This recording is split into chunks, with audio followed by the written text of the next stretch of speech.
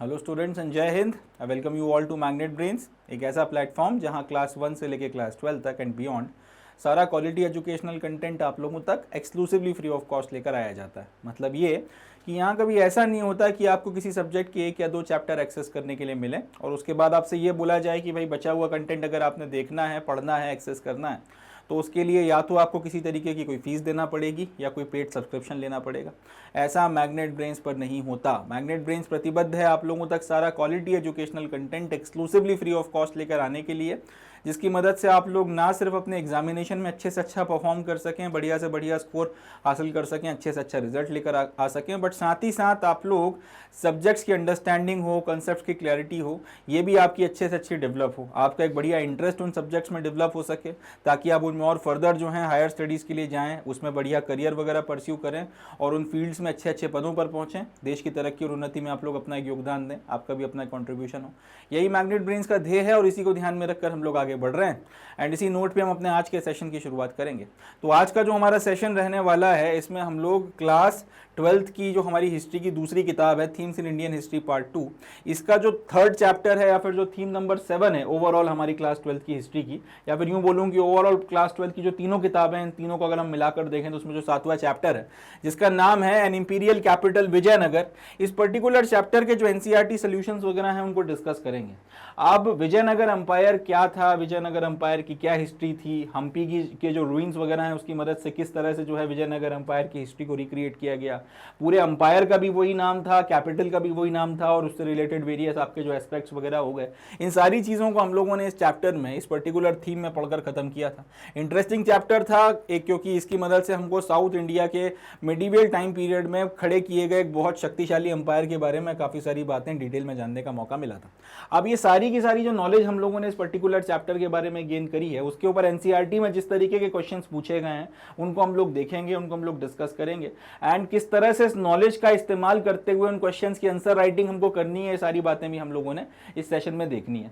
तो interesting session रहने वाला है। इस पर्टिकुलर चैप्टर के रिस्पेक्ट में एक्वायर किया गया नॉलेज किस तरीके से आंसर राइटिंग में हम लोगों को प्रेजेंट करना है, किस तरह से सवालों के जवाब देने हैं, वो सारी चीजें एनसीईआरटी सॉल्यूशंस के इस पर्टिकुलर सेशन को करते वक्त हम लोगों को समझ में आएगी। चलें, now without any further ado here we begin. चलें शुरू करते हैं।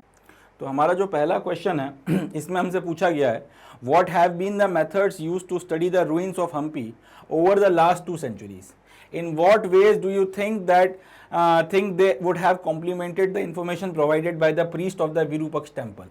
तो इसमें 2 सवाल जो हैं बेसिकली हमसे पूछे गए हैं। पहला सवाल तो ये है कि जो बीती हुई आपकी 2 शताब्दियां गई हैं, जो बीते हुए आपके 200 साल निकले हैं, इसमें जो हम्पी शहर है, जो एक ज़माने में विजयनगर शहर हुआ करता था जिसको आज की तारीख में हम्पी के नाम से जाना जाता है, इसके जो खंडहर वगैरह हैं, इनको पढ़ने के जो मेथड्स या तरीके हैं वो कौन कौन से मेथड्स या कौन कौन से तरीके जो हैं यूज़ किए गए हैं बीते हुए जो आपके 200 साल निकल के गए हैं, या फिर यूँ बोलूँ कि जो 2 शताब्दियाँ निकल के गई हैं, इसमें किन मेथड्स का इस्तेमाल जो है हम्पी के रूइंस या फिर हम्पी के खंडहर जो किसी ज़माने में विजयनगर कहलाते थे उसको पढ़ने के लिए, उसको स्टडी करने के लिए किए गए। उन मेथड्स के बारे में थोड़ी बात करनी है।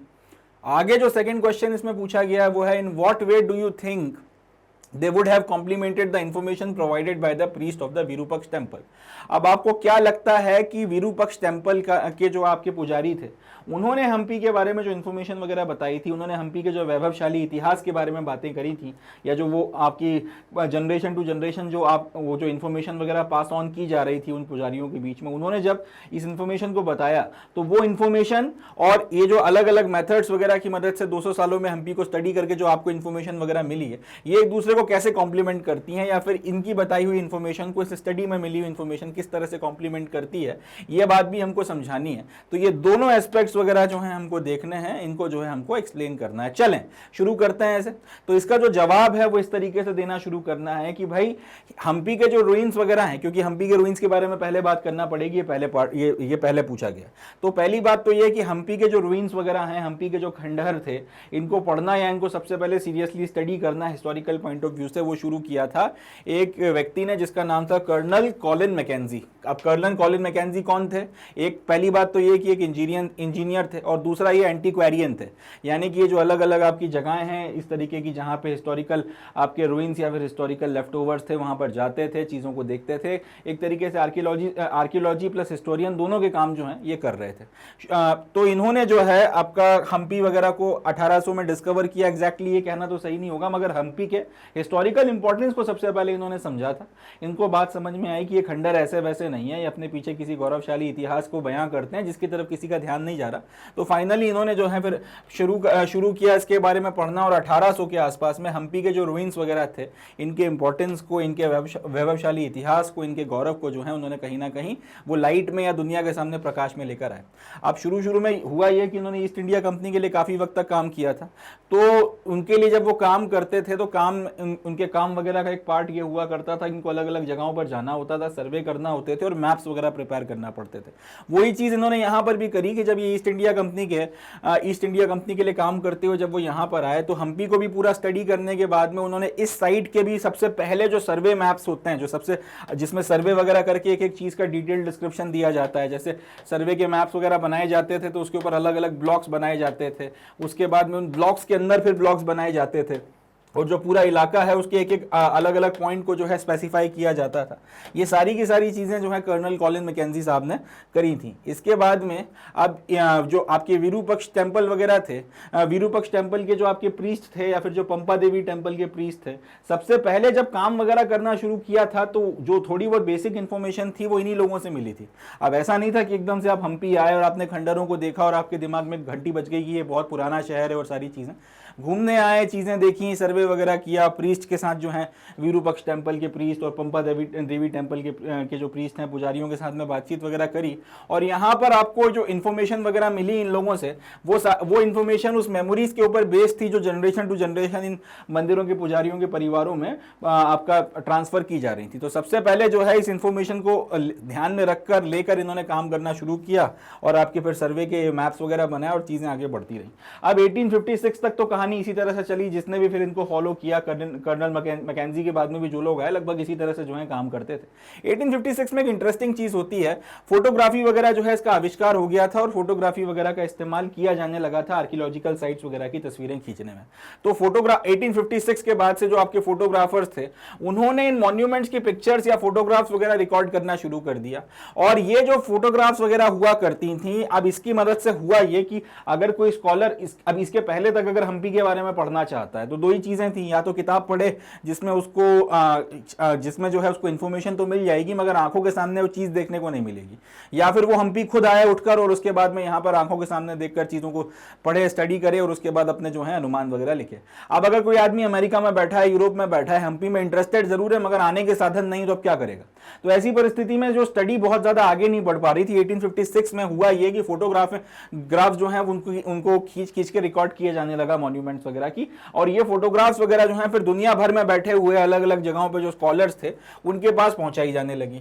अब होता क्या है ना कि देखने वाले के नजरिए के ऊपर निर्भर करता है कि किस एंगल से या किस व्यू या किस विजन के साथ में आप किसी चीज को देख रहे हो, और उसी के ऊपर डिपेंड करता है कि क्या क्या चीज जो है आप अपने कंक्लूजन्स में निकाल सकते हो, आपकी स्टडी में जो है निकाल सकते हो। वही चीज यहां पर भी हुई कि यहाँ पे जो बहुत सारे इंस्क्रिप्शन आपके जो ये फोटोग्राफ्स वगैरह थी इनको अलग अलग स्कॉलर्स के पास में भेजा गया और उन्होंने फिर जो इसको स्टडी किया। तो स्टडी वगैरह करने के बाद में हर एक फोटोग्राफ के अलग अलग व्यक्ति के देखने या फिर उसके विजन या व्यू के तरीके से, उसके स्टडी से, उसके स्पेशलाइजेशन से कुछ ना कुछ इंफॉर्मेशन मिलती रही। और अब हम्पी के बारे में जो इंफॉर्मेशन थी वो पाइल अप करने लगी, वो इकट्ठी होने लगी। Dozens of inscriptions were collected from Virupaksha temple and other temple situated around. यही बात आपके दूसरे टेंपल्स के लिए भी लागू होती है कि आपका हम्पी में जो आपके पंपा देवी और विरूपक्ष टेंपल थे, इसके अलावा भी जो आसपास आपके दूसरे टेंपल्स वगैरह थे, उनके जो रूइंस थे, खंडर थे, लगभग हर जगह से आपको बहुत सारी इंफॉर्मेशन वगैरह जो है मिलने लगी। बहुत सारी इंफॉर्मेशन आपने जो मुख्य टेंपल थे, विरूपक्ष टेंपल हो गया और उसके अलावा जो दूसरे टेंपल्स वगैरह थे, उनसे कलेक्ट करना शुरू करी। Historians collected information from these sources, other sources such as accounts of foreign travelers and literature composed in Kannada, Telugu, Tamil and Sanskrit languages used by the historian so that the history of the city could be reconstructed.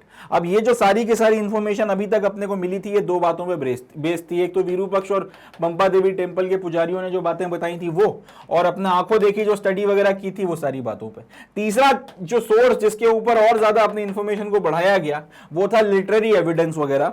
अब collect करना शुरू किया गया उन सारी चीजों को या फिर उन सारे सोर्सेस को जिसमें हम्पी के बारे में कुछ जिक्र वगैरह आपको देखने को मिल जाए पुराने टाइम पीरियड में। यहां से जो है फिर अपने पास जो फॉरेन ट्रैवलर्स थे और बाकी जो लोकल लोग भी थे उनके जो यात्रा वृतांत थे जिसमें हम्पी का जिक्र आता था वो इकट्ठा करना शुरू किए गए, और ऐसा लिटरेचर, इस तरीके का लिटरेचर भी जो है इकट्ठा करना शुरू किया गया जिसमें आपको हम्पी के बारे में कुछ ना कुछ बताया गया और उसकी मदद से भी जो है हिस्ट्री को रिकंस्ट्रक्ट किया गया। अब ये लिटरेचर चाहे कन्नड़ा लैंग्वेज में था, चाहे तेलुगु में था, चाहे तमिल में था, चाहे संस्कृत में था, या फिर फॉर दैट मैटर आपके कुछ जो ट्रैवलर्स बाहर से आए थे उसमें से कुछ ने फारसी में भी लिखा था, किसी ने अरबी में भी अगर कुछ लिखा था, तो वहां से भी जो इन्फॉर्मेशन निकाल के इकट्ठी की गई और इन सब की मदद से भी जो है इस शहर की हिस्ट्री को जो है रिकंस्ट्रक्ट किया गया।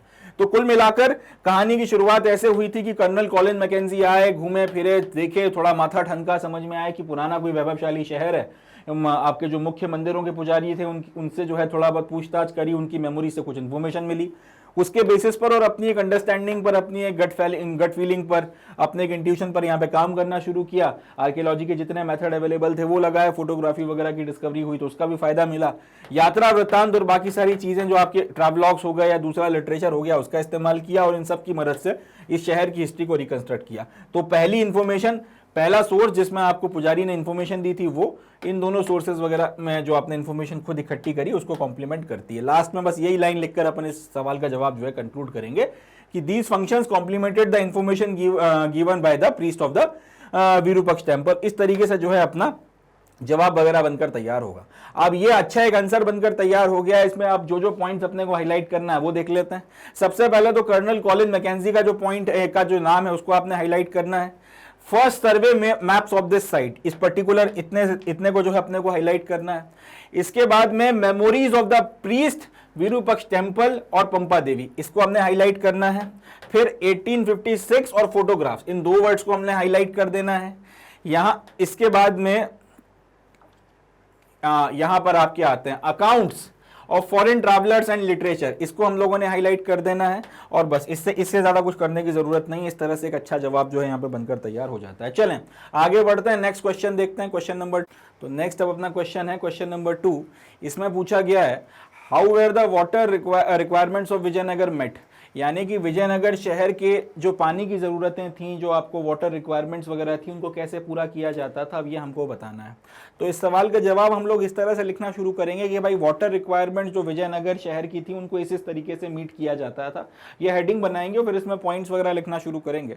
The requirement of water in Vijayanagar was fulfilled from the natural basin found by the river Tungabhadra, कि सबसे इंपॉर्टेंट सोर्स जिसकी मदद से विजयनगर शहर की वाटर सप्लाई की जाती थी वो था कि जो रिवर तुंगभद्रा बह रही थी, जिसके बैंक पर यह शहर बसाया गया है, वहां पर जो नेचुरल बेसिन था वहां से जो है वाटर की रिक्वायरमेंट वगैरह पूरी की जाती थी। पहला, this flowed in the north eastern direction and was surrounded by stunning granite hills. तो अब ये जो तुंगभद्रा रिवर है ये आपके विजयनगर शहर के रिस्पेक्ट में अगर देखा जाए तो नॉर्थ ईस्ट डायरेक्शन में बह रही थी और इसके चारों तरफ में आपको ग्रेनाइट के हिल्स वगैरह देखने को मिलते थे और वहां से भी जो है काफी ज्यादा आपकी स्ट्रीम्स वगैरह आकर फिर रिवर तुंगभद्रा वगैरह में जो है गिरा करती थी। Float down to the river Tungabhadra. चले आगे बढ़ते हैं।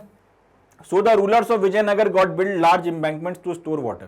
अब इन्होंने ये देखा कि जो ग्रेनाइट के हिल्स वगैरह इनसे भी काफी सारी स्ट्रीम्स वगैरह निकलकर आपका रिवर में आके गिर रही हैं, तो इनके वाटर को यूटिलाइज करने के लिए, स्टोर करने के लिए इन लोगों ने इन स्ट्रीम्स वगैरह पे काफी सारे आपके एम्बैंकमेंट्स वगैरह बना दिए ताकि वाटर वगैरह को स्टोर किया जा सके। इसके अलावा इन्होंने कई जगहों पर आपके रिजर्वायर्स वगैरह भी बनवाए थे जिसमें जो अलग अलग साइज के थे, छोटे बड़े काफी सारे रिजर्वायर बनवाए गए और इन रिजर्वायर्स में भी जो है वाटर को काफी बड़े मात्रा में स्टोर करके रखा रखा जाता था। इसके अलावा they also made arrangements to store the rain water as this was the most arid zone of peninsula. तो अभी तक जो अपन ने देखा, दो बातें की हैं, एक तो तुंगभद्रा रिवर का इस्तेमाल किया, उसमें से पानी वगैरह की जो है सप्लाई को इंश्योर करवाया। दूसरी चीज जो करी ये है कि आपका ग्रेनाइट के जो हिल्स वगैरह थे शहर के आसपास, जिन्होंने शहर को सराउंड भी कर रखा था, उसमें से जो भी स्ट्रीम्स वगैरह आ रही थी उस पर इंबैंकमेंट वगैरह बनवा दिए। तीसरा आपके रिजर्वायर्स वगैरह बनवा दिए जिसमें पानी को स्टोर किया जाता था। ये इन दोनों की मदद से जो भी पानी वगैरह आपको मिल रहा है उसको स्टोर किया जाता था। इसके अलावा एक प्रॉब्लम यहाँ पर और थी कि यहाँ पे बारिश जो है बहुत ज्यादा नहीं होती थी। अगर आप इंडियन पेनिनसुला की बात करें तो उसमें कुछ क्षेत्र जो हैं जो रेन शैडो के इलाकों में आते हैं। ज्योग्राफी में आप लोगों ने रेन शैडो एरियाज के बारे में पढ़ा ही होगा, नहीं पढ़ा हो तो मैं बता देता हूं कि लेट्स से कि आपका माउंटेन है और इसके इस तरफ से जो है आपके क्लाउड्स वगैरह या रेन को लेकर चलने वाला चलने वाली आपकी जो विंड्स वगैरह है, मानसून वगैरह की जो विंड्स हैं वो आ रही हैं। अब इनको जब ऊपर चढ़ना पड़ता है, यहाँ पर रास्ते में आपका माउंटेन आ गया, तो जब इनको ऊपर की तरफ में चढ़ना पड़ेगा तो इसके चलते अपना जो मैक्सिमम वाटर वगैरह है वो यहीं पर आपका गिरा देंगे। जो भी आपका मॉइस्चर वगैरह वो लेकर आई थी वो यहीं सब बरस जाएगा। और जब उसके बाद यहाँ पे टॉप तक ये आपकी विंड्स वगैरह या ये क्लाउड्स वगैरह पहुंच गया, उसके बाद इनको नीचे की तरफ में आना पड़ेगा। तो ऐसी परिस्थिति में जो है ऐसी परिस्थिति में एक फेनोमेनन होता है जिसको बोलते हैं एडियाबैटिक हीटिंग। और जब एडियाबैटिक हीटिंग होती है तो फिर ज्यादा बारिश वगैरह नहीं होती। इसीलिए एक हिल के रिस्पेक्ट में अगर आप देखोगे तो उसके एक तरफ पर जो है आपको बारिश देखने को मिलती है और दूसरी तरफ पर जो है एकदम सूखा पड़ा रहता है, ज्यादा बारिश वगैरह नहीं होती है। तो और इसके इस तरफ का जितना भी इलाका होता है, यहां पर भी यही कहानी है कि मैक्सिमम इलाके में ज्यादा बारिश वगैरह नहीं होती, तो ये इलाका काफी ज्यादा एरिड हो जाता है। तो विजयनगर शहर जो था वो भी इसी तरीके के एक एरिड इलाके में जो है बसा हुआ था। यहां पर बहुत ज्यादा बारिश आपको देखने को नहीं मिलती थी, या फिर जो बारिश होती थी कंपैरेटिवली कम होती थी, कम वक्त के लिए होती थी, इस तरीके की कहानी थी। तो इस सब के चलते पेनिनसुला का सबसे एरिड जोन्स के इलाकों में से एक ही इलाका था जहां पर आपका विजयनगर शहर बनाया गया था। इसलिए बारिश का पानी अपने आप में बहुत इंपॉर्टेंस रखता था, बहुत ज्यादा रेलेवेंस रखता था। इसीलिए इसको स्टोर करने के लिए भी जो है बड़े बड़े आपके टैंक्स वगैरह बनवाए गए, जिनमें अगर पानी वगैरह बारिश का आ रहा है, जितना भी गिर रहा है, महीने 2 महीने 3 महीने मौसम में जितनी बारिश होती है वो सारा का सारा पानी स्टोर कर लो। 6-8 महीने उसी की मदद से जो है अपना काम चलेगा। और बाकी फिर टाइम पीरियड में ये जो एम्बैंकमेंट का पानी है और जो रिवर के बैंक से आपको पानी वगैरह मिल रहा है इसका इस्तेमाल कर लेंगे। इस तरीके के लॉजिक्स वगैरह का इस्तेमाल कर कर आपने 15 सेंचुरी के आसपास जो है विजयनगर अंपायर के रूलर्स ने आपके काफी एक बहुत बड़े टैंक को भी जो है बनवाकर तैयार किया, कंस्ट्रक्शन उसका करवाया जिसमें पानी को स्टोर करवाया जा सके। ये जो वाटर टैंक है इसको कमलापुरम टैंक के नाम से जाना जाता था।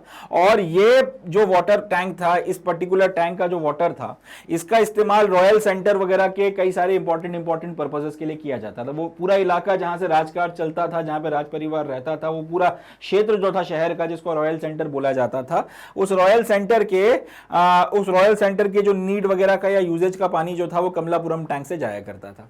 अब इसके अलावा और भी काम वगैरह के लिए इसका पानी इस्तेमाल होता था। आसपास के जो आपके फील्ड्स वगैरह के इलाके थे जहां पे खेती बाड़ी होती थी, वहां पे इरिगेशन वगैरह के लिए इसका इस्तेमाल किया जाता था। रॉयल सेंटर की नीड्स वगैरह को तो पूरा करने के लिए किया ही जाता था।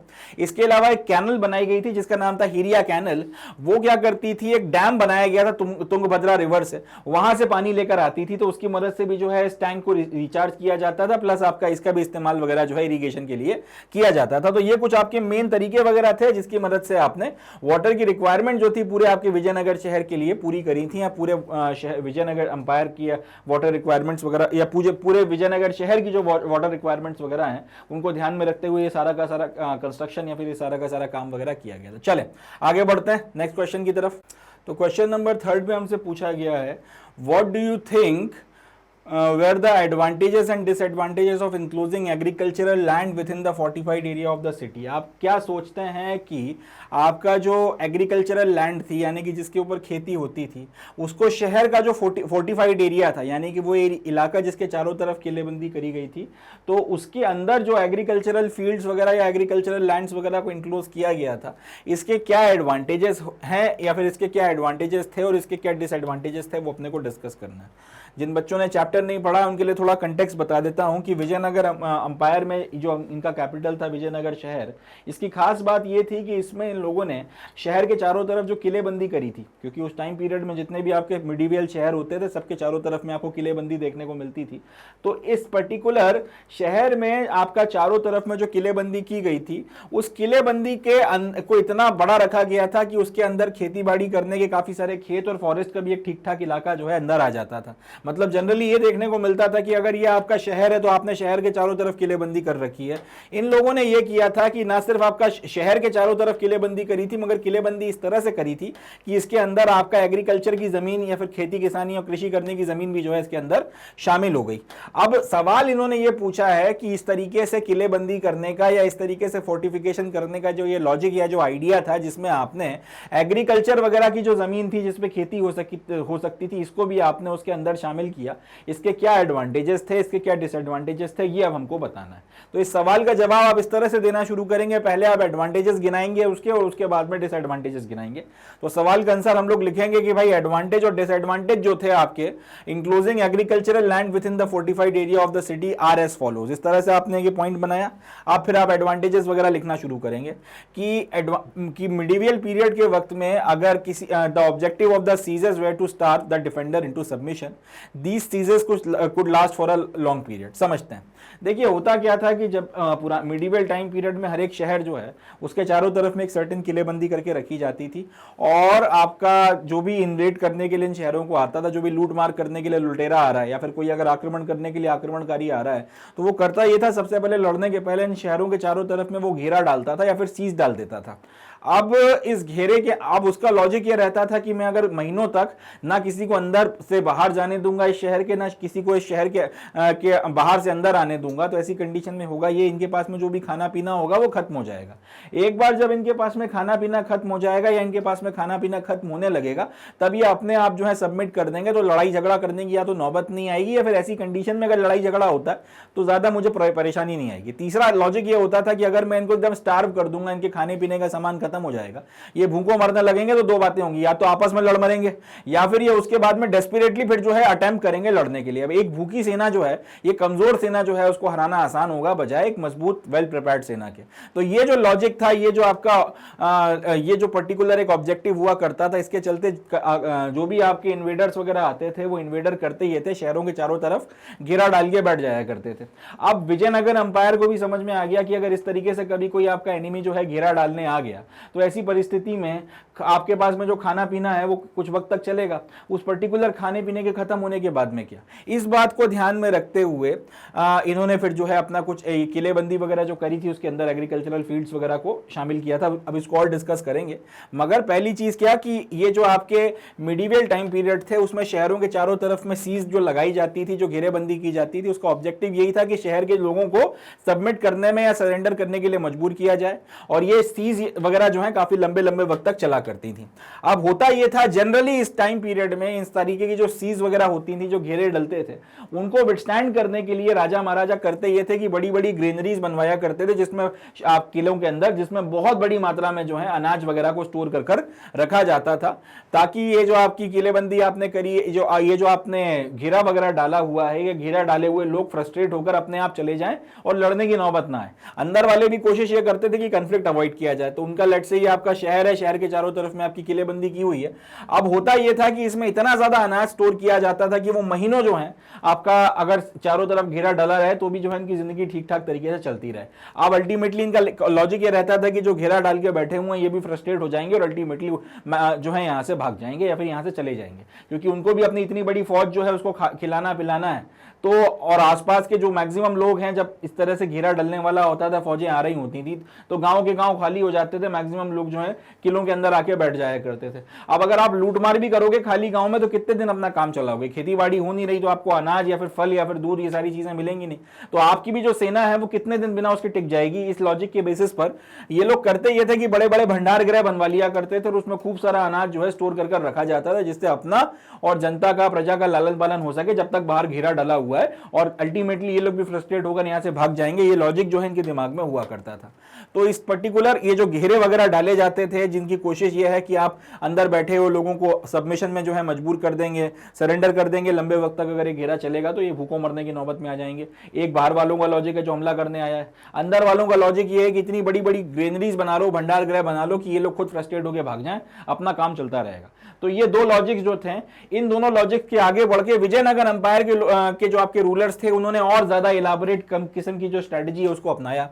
उन्होंने ये बोला कि ये काम करो, भंडार गृह जो है उसको स्टोर कर, उसमें अनाज स्टोर करने की जगह हम लोग कुछ और इनोवेटिव करते हैं। हम ये करते हैं कि वो जमीन जिसके ऊपर खेती होती है हम उसी को जो है किलेबंदी के अंदर लेकर आ जाते हैं। अभी तक ये था कि शहर शहर में ग्रेनरी और ग्रेनरी के चारों तरफ आपने किलेबंदी कर रखी है। विजयनगर अंपायर के लोगों ने ये बोला है, इनके जो रूलर्स थे उन्होंने ये बोला कि ये सारे काम को करने की जगह हम ये करते हैं कि हम आपका जो आपका वो सारा का सारा जमीन वगैरह जो जिसपे कृषि होती है या फिर एग्रीकल्चर वगैरह किया जाता है, उस सारे के सारे एग्रीकल्चरल बेल्ट को ही जो है हम लोग फोर्टिफाई कर लेते हैं, उसी को जो है हम लोग अपना किलेबंदी के अंदर में लेकर आ जाते हैं। अब एक बार अगर आपका एग्रीकल्चरल लैंड या फिर एग्रीकल्चरल जमीन अगर किलेबंदी के इलाके के अंदर आ गई तो खेती इसमें होती रहेगी।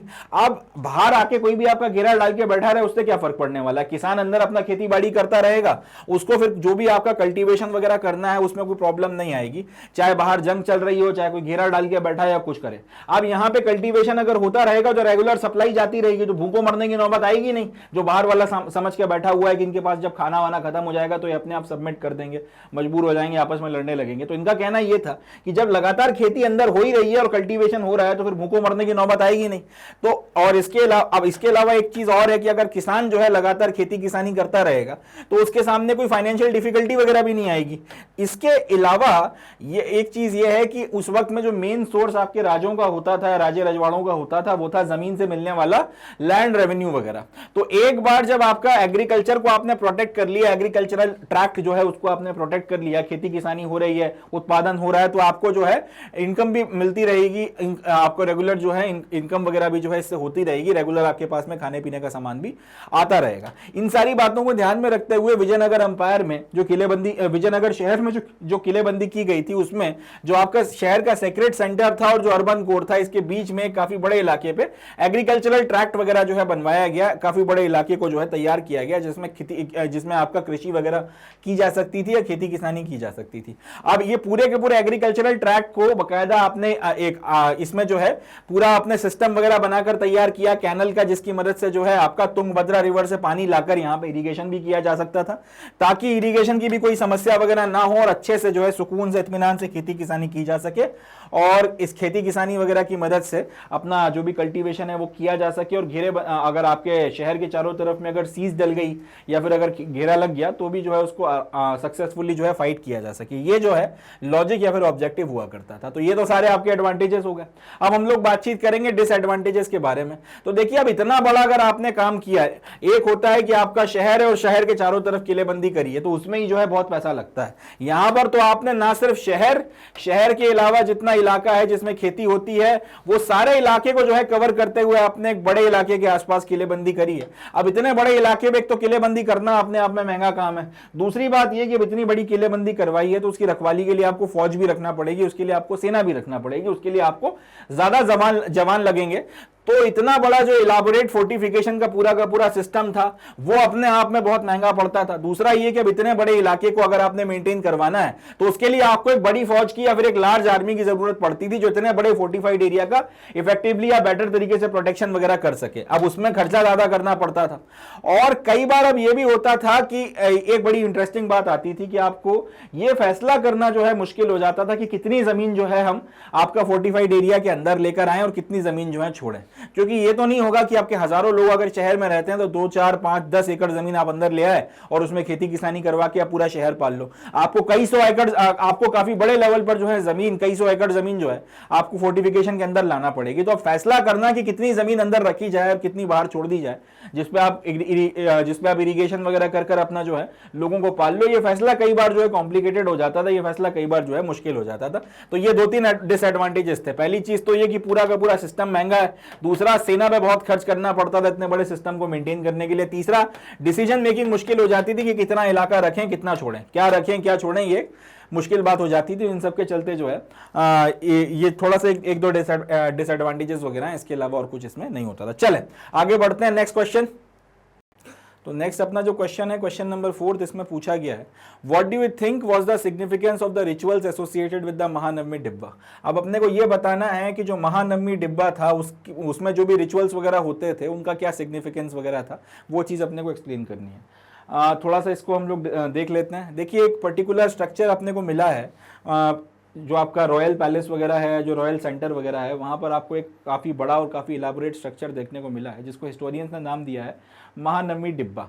अब यहाँ पे जो जो भी पूरी फर्दर स्टडी की गई है, जो भी लिटरेचर आपको देखने को मिला है, और जो भी आपकी दंत कथाएं हैं, जो भी ओरल हिस्ट्री वगैरह है, उस सबसे पता चलता है कि यहाँ पर काफ़ी बड़े लेवल पर जो है सेलिब्रेशन वगैरह होते थे, या काफ़ी बड़े लेवल पर यहाँ पर कुछ रिचुअल्स वगैरह जो है उनका पालन किया जाता था। सवाल ये पूछा गया है कि विजयनगर अंपायर के लिए या फिर विजयनगर शहर के लिए जो है ये महानवमी डिब्बा में जो भी रिचुअल्स वगैरह होते थे उनका क्या सिग्निफिकेंस वगैरह था। वो बच्चे जिन्होंने अभी तक इस पर्टिकुलर चैप्टर के डिटेल्ड एक्सप्लेनेशन वीडियोस नहीं देखे हैं, या इसका कम से कम वन शॉट भी नहीं देखा है, बार बार वो कंफ्यूज हो रहे होंगे कि मैं विजयनगर अंपायर और विजयनगर शहर बार बार बोल रहा हूँ। तो उनके लिए बता दूं कि ये बड़ी इंटरेस्टिंग बात है इस पर्टिकुलर अंपायर के केस में। इस पूरे अंपायर का नाम भी विजयनगर अंपायर था, और इस पूरे अंपायर का जो कैपिटल हुआ करता था उसका उस शहर का नाम भी विजयनगर शहर था। तो जब मैं विजयनगर अंपायर कहता हूँ तब मैं बड़े इलाके की बात करता हूँ, जो उस पूरे अंपायर की बात करता हूँ जो आपको साउथ में देखने को मिलता था।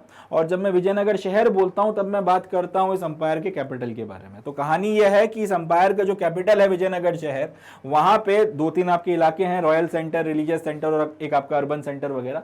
तो रॉयल सेंटर में हमको काफी बड़ा जो है एक इस तरीके का स्ट्रक्चर देखने को मिला है, जिसको महानवमी डिब्बा बोला गया। इसकी हिस्ट्री को रिकंस्ट्रक्ट करके पता चला कि यहाँ पे रिचुअल्स होते थे। अब सवाल ये है रिचुअल्स का क्या सेंस बनता था, क्यों सिग्निफिकेंट थे, ये अंपायर के लिए या शहर के लिए, वो बताना है।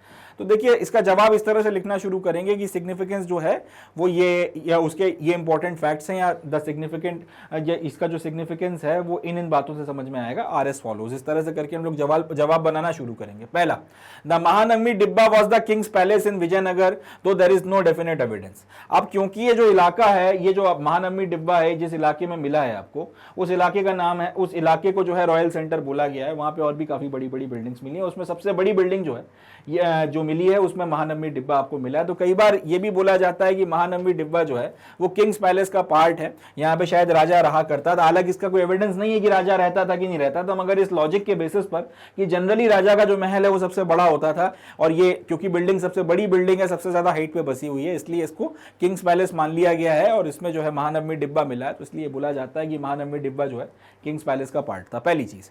अब यहां पर जो सोर्स वगैरह अपने को मिले हैं, और जो भी आपका जो भी स्टडी वगैरह यहाँ पे की गई है, जो भी रिमेन्स या रूइंस वगैरह बचे हुए हैं, उस सब की मदद से हमको एक बात समझ में आती है। हम लोग एक बात गैस कर सकते हैं कि ये जो पूरा का पूरा स्ट्रक्चर है, इसके ऊपर कभी लकड़ी का एक बहुत खूबसूरत वुडन बेस वगैरह जो था वो आपको देखने को मिला करता था, और उसके ऊपर काफी सारी कार्विंग्स वगैरह की गई थी। ठीक है जी। From the available sources we can guess that it had very beautiful wooden structure with base of the platform was covered with relief carvings. तो जो भी आपका प्लेटफॉर्म और जो भी रूइंस वगैरह बचे हैं, उसमें जो भी आपको स्ट्रक्चर देखने को मिलता है, उसकी मदद से समझ में आता है इसके ऊपर कभी लकड़ी का एक बहुत अच्छा जो है सपोर्ट वगैरह आपको देखने को यहाँ पे कभी रहा होगा, और आपका जो प्लेटफॉर्म वगैरह है उसके ऊपर कार्विंग्स वगैरह काफी अच्छी अच्छी की गई हैं। अब महानवमी डिब्बा जो है इसके साथ में एक बहुत इंटरेस्टिंग बात जो है, इसके चारों तरफ में आपको एक बड़ा इंप्रेसिव सा एक स्ट्रक्चर देखने को मिला है, जो जिसपे लोग बैठकर आपका बीच में सेंटर स्टेज पे होती हुई चीजों को देख सकते थे, और इसको जो नाम दिया गया है वो है ऑडियंस हॉल। अब ऑडियंस हॉल जो है इसके चारों तरफ में 2 बड़ी बड़ी डबल वॉल्स बनाई गई हैं, और इनके बीच में एक स्ट्रीट वगैरह जो है वो रन कर रही है। मतलब यह कि अगर लेट से ये आपका महानवमी डिब्बा का स्ट्रक्चर है, तो महानवमी डिब्बा के स्ट्रक्चर के चारों तरफ में लोगों के बैठने की व्यवस्था, उसके चारों तरफ में प्रोटेक्शन के लिए एक वॉल, और उसके बाद में प्रोटेक्शन के लिए दूसरी वॉल, और बीच में जो है एक सड़क वगैरह बनाई गई है। तो ये इतना जो इलाबोरेट अरेंजमेंट किया गया है, उससे एक इंडिकेशन तो मिलता है कि हो ना हो ये बिल्डिंग काम खास तो थी, इस बिल्डिंग में कुछ ना कुछ तो बात थी। एक तो ये बात हो गई। अब यहां पर जो रिचुअल्स वगैरह किए जाते थे वो बेसिकली जो महानवमी डिब्बा वगैरह में जो रिचुअल्स वगैरह किए जाते थे वो महानवमी या नवरात्रि का जो हिंदू फेस्टिवल होता है उससे रिलेटेड हुआ करते थे। और ये जो पूरा का पूरा यहां पर सेलिब्रेशन होता था, ये बहुत ज्यादा पॉम्प और ग्लोरी के साथ में करवाया जाता था, सितंबर से लेकर अक्टूबर के महीने के बीच में, और ये फेस्टिवल लगभग 9 दिन तक जो है कंटिन्यू करता था। ये अपने को राइटिंग्स वगैरह जो विजयनगर की मिली है उससे भी पता चलता है, और जो आपकी जो ओरल हिस्ट्री वगैरह है उसकी मदद से भी अपने को पता चलता है। अब विजयनगर अंपायर आखिर महानवमी का या फिर ये जो नवरात्रि का फेस्टिवल इतने बड़े लेवल पर मनाता क्यों था, उसकी अपने कुछ वजह थी, उसके अपने कुछ रीजंस थे। जनरली होता है ना कि कोई अगर काम होता है तो उसके पीछे कुछ ना कुछ वजह या कुछ ना कुछ कारण होता है। अब यहां पर दिख रहा है कि महानवमी डिब्बा वगैरह में रिचुअल्स वगैरह होते थे बड़े लेवल पर और इलाबोरेट रिचुअल्स होते थे, और ये सारे के सारे रिचुअल्स या फिर स्पेसिफिक ये जो जगह बनाई गई थी, ये बनाई गई थी हिंदू फेस्टिवल महानवमी या फिर नवरात्रि को सेलिब्रेट करने के लिए। बहुत बड़े लेवल पर ये सारा का सारा काम होता था सितंबर से अक्टूबर के महीने में। फेस्टिवल लगभग 9 दिनों तक जो है कंटिन्यू करता था, पूरे सेलिब्रेशंस 9 दिन तक जो है चला करते थे।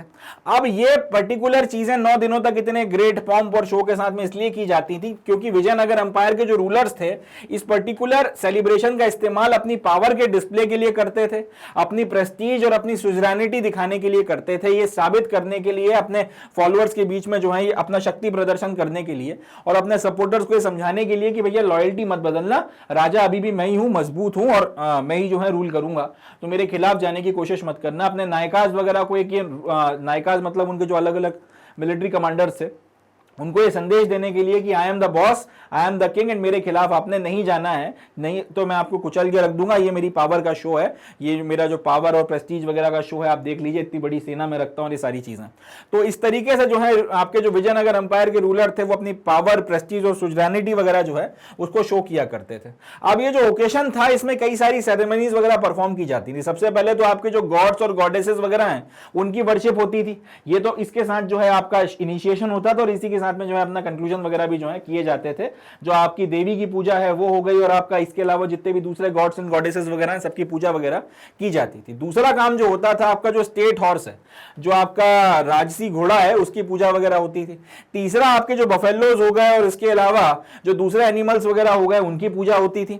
इसके अलावा जो मेन अट्रैक्शन होता था पूरे के पूरे ओकेशन का, ये तो खैर पूजा पार्ट आपका रिलीजियस एस्पेक्ट हो गया। इसके अलावा जो एंजॉयमेंट की बात की जाए, यहाँ पे डांस वगैरह खूब सारे करवाए जाते थे।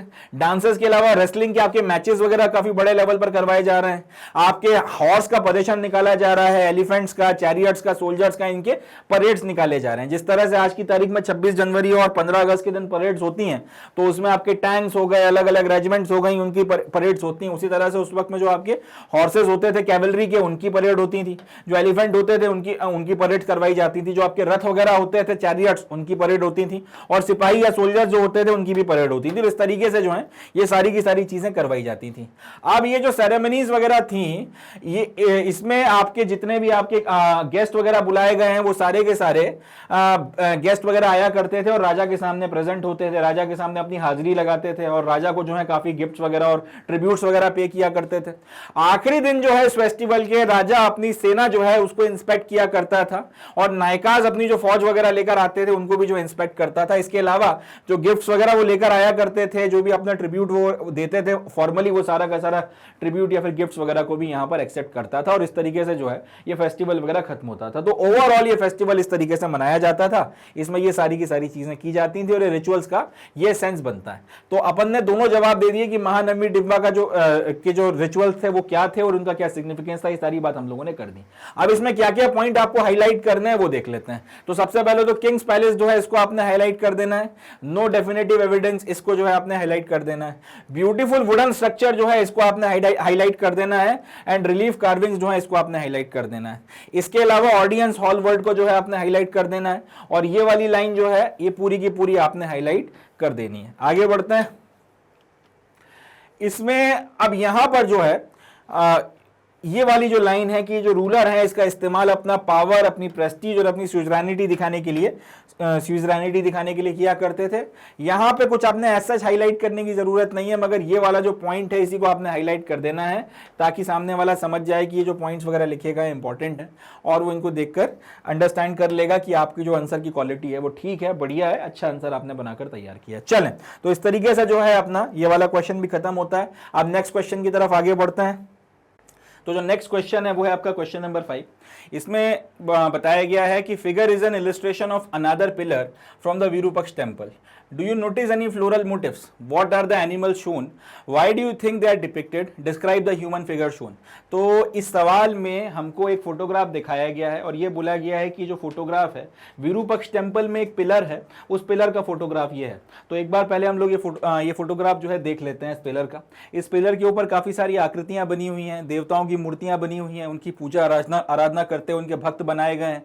कुछ जानवरों की फोटोग्राफ्स बनी हुई हैं, कुछ जानवरों की फोटोग्राफ्स बनी हुई हैं, कुछ आपके फूल पत्ते बने हुए हैं और कुछ आपके बर्ड्स वगैरह बने हुए हैं। ये सारी की सारी चीजें जो हैं आपको इस पिलर पे देखने के लिए मिल रही हैं। अब क्वेश्चन एक बार पढ़ते हैं फिर से। Figure is an illustration of another pillar from Virupaksha temple. ये जो फिगर या फिर ये जो फोटोग्राफ दिखाई गई है इसमें आपको विरूपक्ष टेम्पल का एक पिलर बताया गया, ठीक है। अब do you notice any floral motifs? क्या आपको इसके ऊपर कुछ फ्लोरल मोटिव्स देखने को मिलते हैं? फ्लोरल मोटिव्स का मतलब होता है आपको इसके ऊपर क्या फूल पत्तियों की आकृतियां देखने को मिलती हैं। What are the animals shown? चलें, इसमें एनिमल्स वगैरह जो हैं कौन कौन से शो किए गए।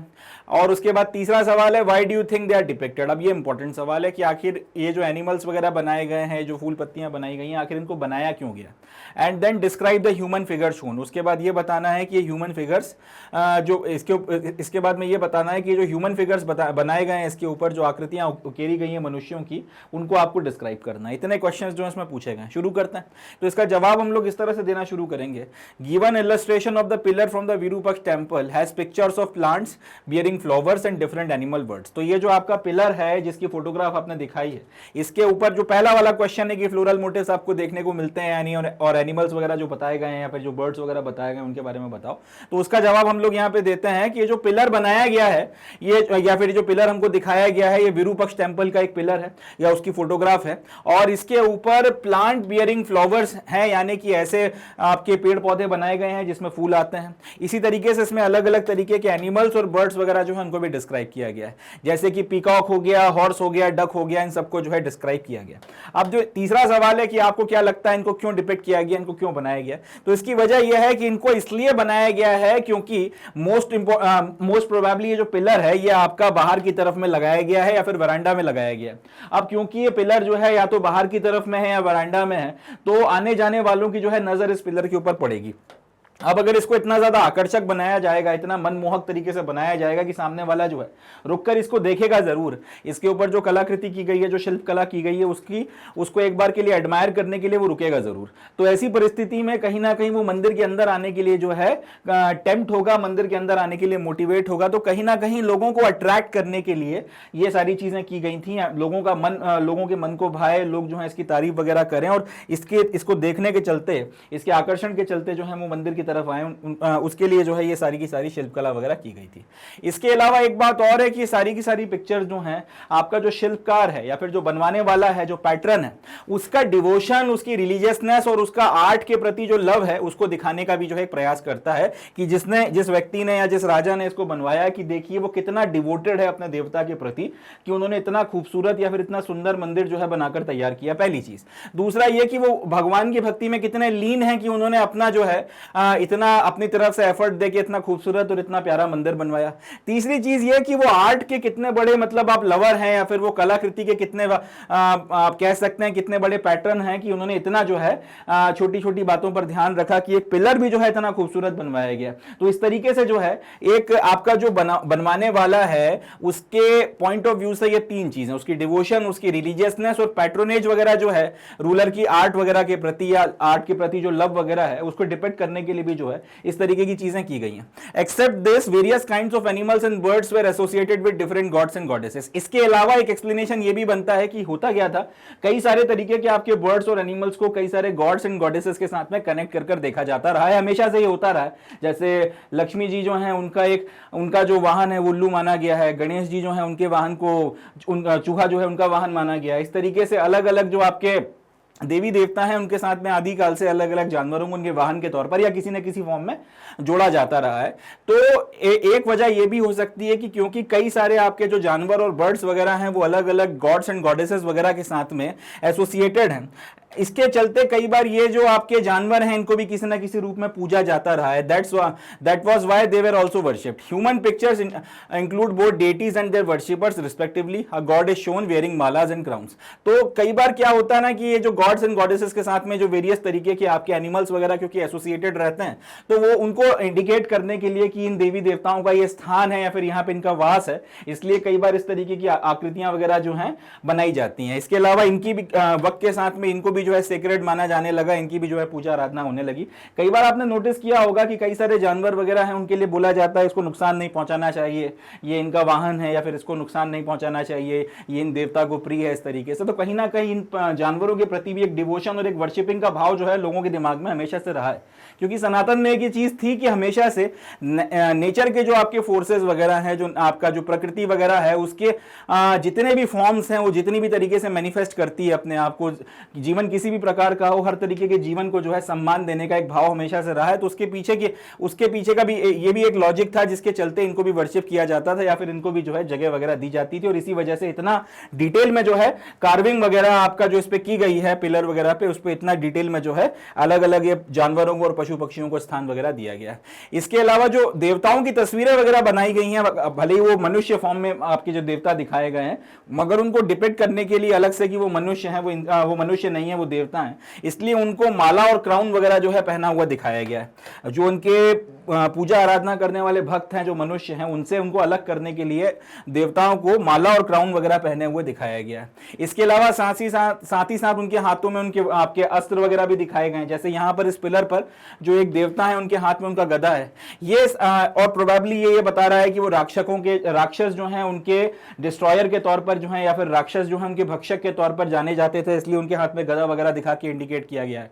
इसी तरीके से एक फोटोग्राफ है उसमें शिवलिंग को दिखाया गया है। हालांकि शिवलिंग के साथ में एक और तस्वीर बनाई गई है जिसको देखकर ऐसा लग रहा है कि वो जो आकृति है अपने पैर से जो है शिवलिंग के सामने कुछ कर रही है। और कई लोग ये कहते हैं कि ये एक तरीका या फिर कोई एक फॉर्म ऑफ वर्शिप था, हालांकि वो एप्रोप्रिएट नहीं है। कई लोग इसको कॉन्ट्राडिक्ट भी करते हैं, कई लोग ये बोलते हैं कि शिवलिंग के साथ में भगवान शिव को जो है तांडव नृत्य करते हुए दिखाया गया है। तो ये भगवान शिव को ह्यूमन फॉर्म में और शिवलिंग के फॉर्म में दिखाया गया, दोनों को साथ में रखा गया। तो वो पैर से जो आपका शिवलिंग के थोड़ा सा डिस्टेंस पे पैर से जो एक फॉर्म बनाया जा रहा है वो बेसिकली कोई पूजा का भाव नहीं है, वो बेसिकली तांडव नृत्य करते वक्त भगवान शिव के पैर की एक भंगिमा है। कई लोग इसको कॉन्ट्राडिक्ट करते हैं कि भगवान शिव जब तांडव नृत्य करते हैं तो उनको एकदम अलग तरीके से दिखाया जाता है, इस पर्टिकुलर तस्वीर में जिस तरीके से दिखाया गया उससे काफी अलग कॉन्ट्रास्ट में। तो कई सारे व्यूज वगैरह हैं, मगर एक माना हुआ व्यू यही है कि शायद ये कोई मेथड ऑफ वर्शिप है जो थोड़ा सा स्ट्रेंज है और जो आज की तारीख में किसी भी तरीके से होने वाली पूजा आराधना से मिलता जुलता नहीं है। तो ये जो है कुछ आपके फीचर्स वगैरह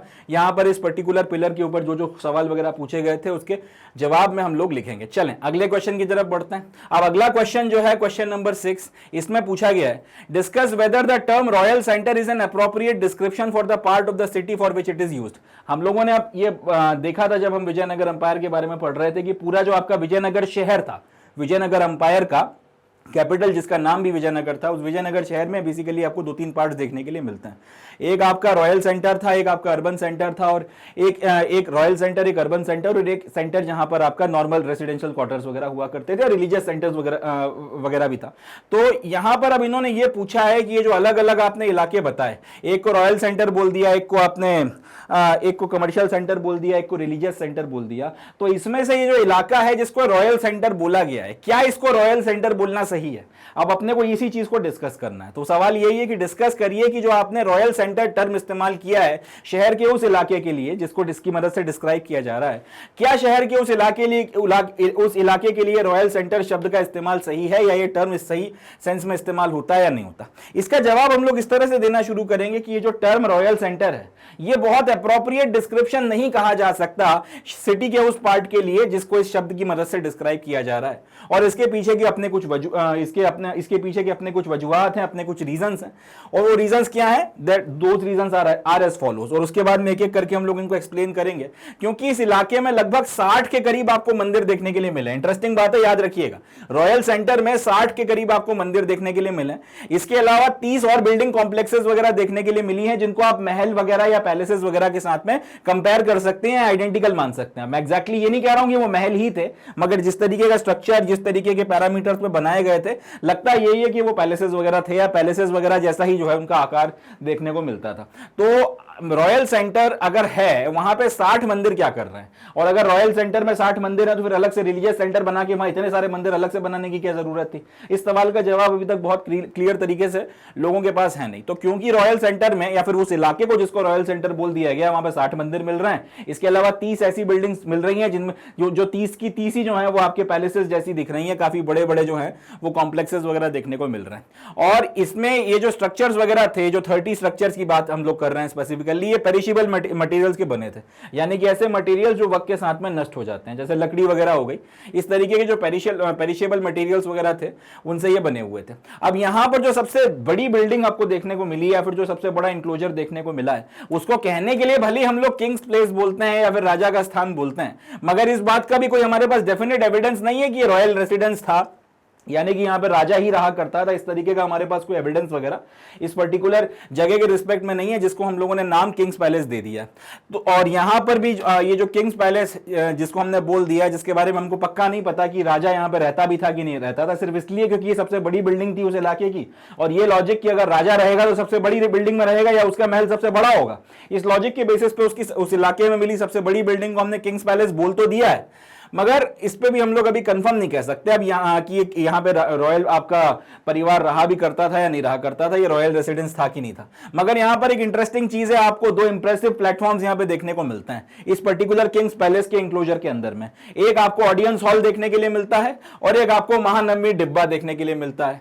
अब ये बड़ा क्लियर नहीं समझ में आता है इनके स्ट्रक्चर को और इनकी आकृति को देखकर, इनका पूरा जो कंस्ट्रक्शन किया गया है कि इनका एक्चुअल इस्तेमाल क्या था। महानवमी डिब्बा के लिए फिर भी एक आपके पास में अजम्पशन है कि यहाँ पे महानवमी या फिर नवरात्रि में 9 दिनों तक कुछ आपके सेलिब्रेशंस वगैरह हुआ करते थे, मगर ऑडियंस हॉल का क्या इस्तेमाल बनता था या क्या यूज में ये आया करता था, इसके बारे में अभी तक बहुत ज्यादा क्लैरिटी लोगों के पास में या हिस्टोरियंस के पास में नहीं है।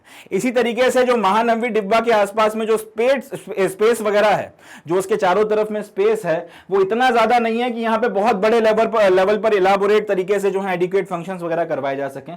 तो कई लोगों का यह कहना कि महानवमी डिब्बा में राजा जो है बहुत बड़े लेवल पर सेलिब्रेशंस करवाया करता था और उसके जितने भी नायक हैं वो अपनी सेना को लेकर यहां आते थे, प्रोसेशंस निकलते थे, परेड होती थी। इसके ऊपर भी फिर जो है सवाल वगैरह उठ जाते हैं। तो कुल मिलाकर पॉइंट यह है कि हम लोग इसके बारे में कुछ कह नहीं सकते यहां पर कि इसका क्या इस्तेमाल था, क्या प्रयोजन था, क्यों इसको बनाया गया था, और जब यह एक्चुअल में काम करता था, जब यहां लोग रहते थे, तो यहां पर किस तरीके की चीजें होती थी।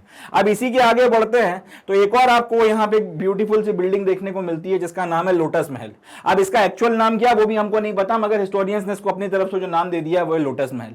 अब फिर यही नाटक है कि हमको ये पता नहीं है कि ये बिल्डिंग जो है एक्चुअली किस काम में इस्तेमाल होती थी। कितने मजे की बात है कि हमको ये भी नहीं पता कि इस बिल्डिंग का एक्चुअल नाम क्या था, तो अपनी तरफ से अपनी मनमर्जी से अपनी खुशी में इसको लोटस महल बोलना शुरू कर दिया।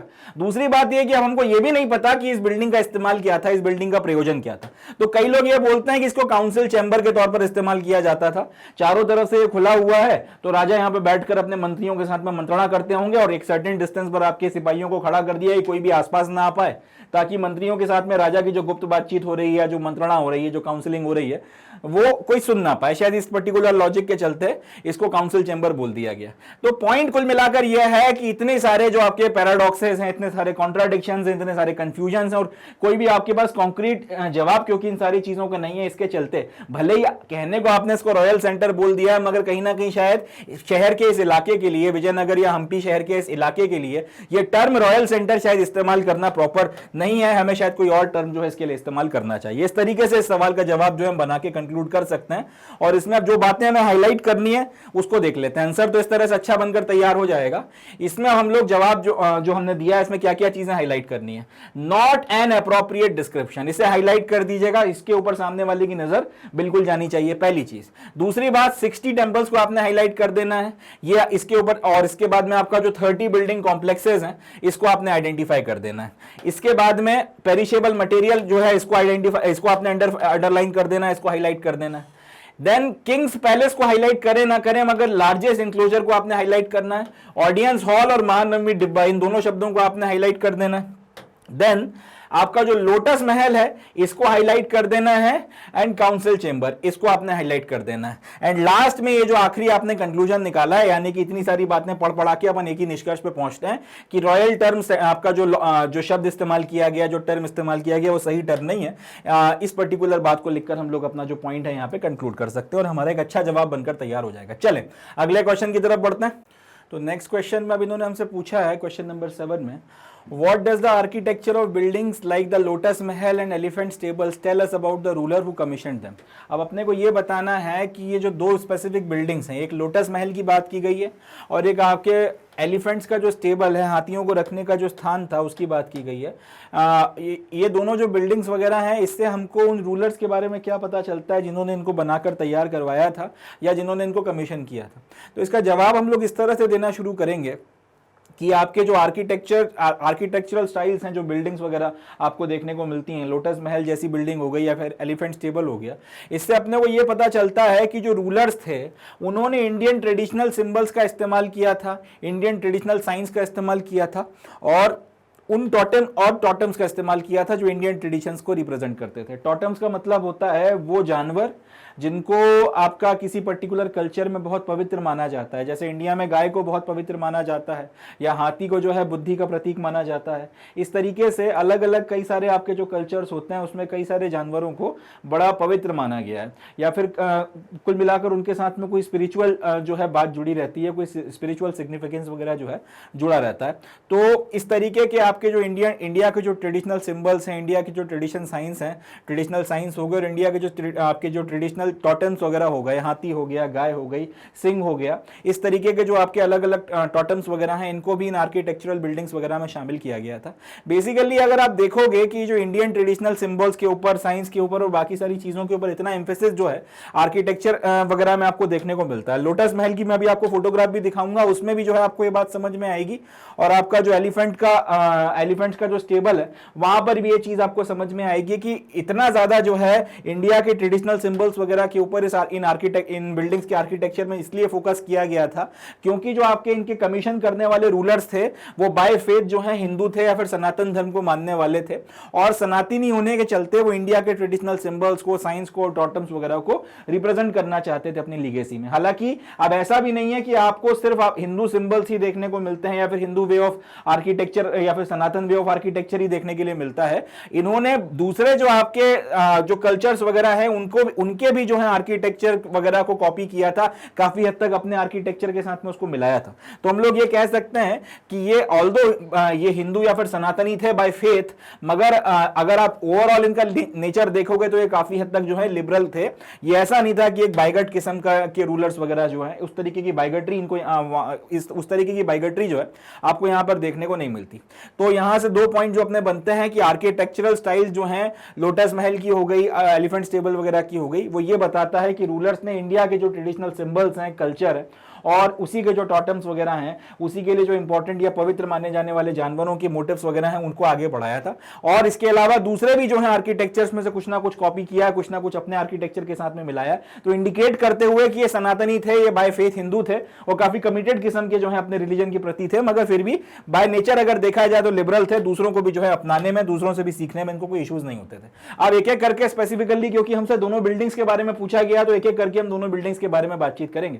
सबसे पहले हम लोग लोटस महल के बारे में लिखेंगे कि पहली बात तो ये कि हमको एक्चुअल में नहीं, पहली बात तो ये कि लोटस महल है क्या। तो ये जो बिल्डिंग है जो आपको विजयनगर शहर में देखने को मिली है, जिसको आज की तारीख में हम्पी बोला जाता है, वहां पर मिली हुई इस बिल्डिंग को जो है लोटस महल बोला जाता है। अब मजे की बात यह है कि हमें ये नहीं पता कि इस बिल्डिंग का एक्चुअल नाम क्या था। मतलब ये कि विजयनगर में शहर में रहने वाले लोग इसको एक्चुअल में क्या बोला करते थे हम नहीं जानते, मगर ये जो नाम है लोटस महल ये दिया गया था अंग्रेजों के द्वारा।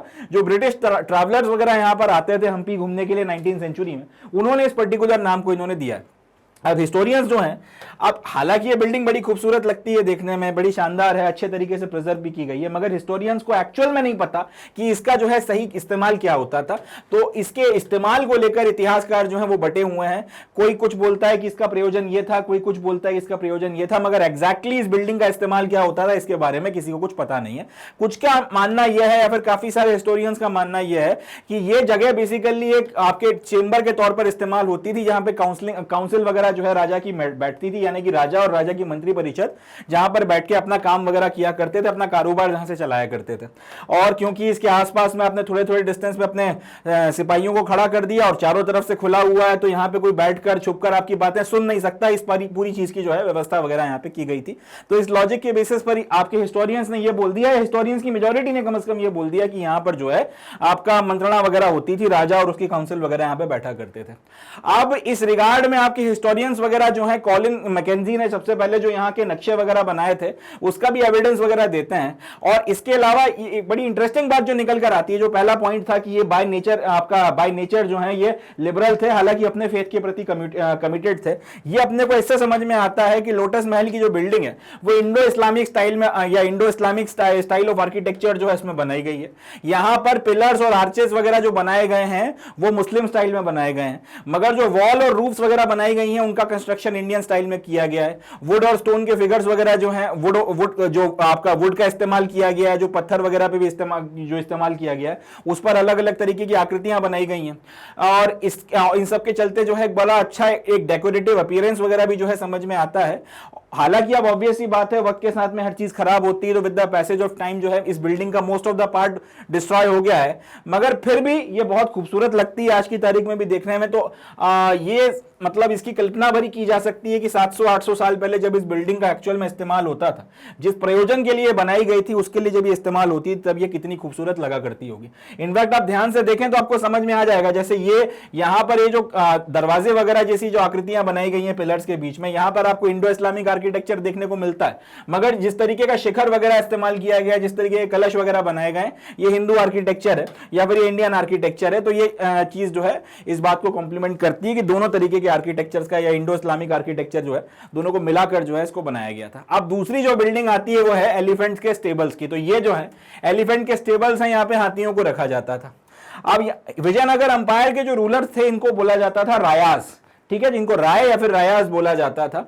ये बहुत बड़ी आर्मी मेंटेन करते थे, इनके पास में एक बहुत बड़ी आर्मी हुआ करती थी और बहुत बड़े लेवल पर सैनिक और बाकी आपके हाथी और बाकी सारे घोड़े, ये सारी चीजें जो हैं ये मेंटेन किया करते थे। तो इनकी फौज में बहुत बड़ी मात्रा में आपको हाथी वगैरह देखने को मिलते हैं। अब इतने ज्यादा हाथियों को रखने के लिए ऑब्वियस सी बात है, आपको हाथियों को रखने के लिए एक अस्तबल तो बनवाना पड़ेगा।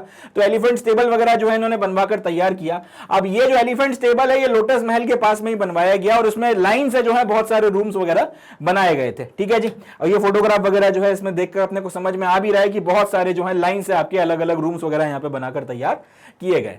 तो इस तरीके से हम लोग जो है इन दोनों को एक्सप्लेन कर सकते हैं। और ये जो क्वेश्चन आपका बोला गया है कि what does the architecture of building like the lotus Mahal and elephant stable tell us, तो इसको भी हम लोग conclude tell us about the rulers who commission them. तो इससे हम लोग यही बता सकते हैं, इससे हम लोग इस बात को लिख सकते हैं कि भाई बड़े आपके कल्चरल किस्म के लोग थे, अपने कल्चर और अपने रूट से जुड़े हुए थे, बट साथ ही साथ लिबरल किस्म के भी लोग थे, नई चीजों को अडॉप्ट करने में और अपने साथ में मिलाने में संकोच नहीं करते थे। और इस तरीके से एक अच्छा जवाब जो है यहाँ पे बनकर तैयार हो जाएगा। इसके बाद में ये जो लाइन है इसको आप हाईलाइट कर सकते हैं, traditional symbols, Indian traditional symbols, science and totems, इस पर्टिकुलर लाइन को जो है आप अडॉप्ट, इसको आप हाईलाइट कर सकते हैं। इसके बाद में लोटस महल में ये लाइन आप हाईलाइट कर दीजिएगा कि ब्रिटिशर्स ने जो है या ब्रिटिश ट्रैवलर्स ने इस पर्टिकुलर जगह को लोटस महल का नाम दिया है। इसके बाद में अगला पॉइंट जो हाईलाइट किया जा सकता है वो है आपका ये पूरा लाइन जो है, ये पूरी की पूरी पॉइंट को आप हाईलाइट कर सकते हैं, जो कर्नल कॉलिन मैकेंजी साहब ने जो है यहां पर जो मैप्स वगैरह बनाए थे उसके बेसिस पर ये एविडेंस वगैरह दिया जाता है। Indo Islamic style of architecture, इस बात को भी आप हाईलाइट कर सकते हैं, इससे ज्यादा इसमें कुछ और हाईलाइट करने की जरूरत नहीं है, एक अच्छा जवाब बनकर आपका तैयार हो जाएगा। इसमें ऐसा कुछ आप इसमें कुछ खास हाईलाइट करने की जरूरत नहीं, इतना आप लिखकर छोड़ दें, एक अच्छा जवाब जो है बनकर यहां पे निकल कर आता है। चलें अगले क्वेश्चन की तरफ बढ़ते हैं।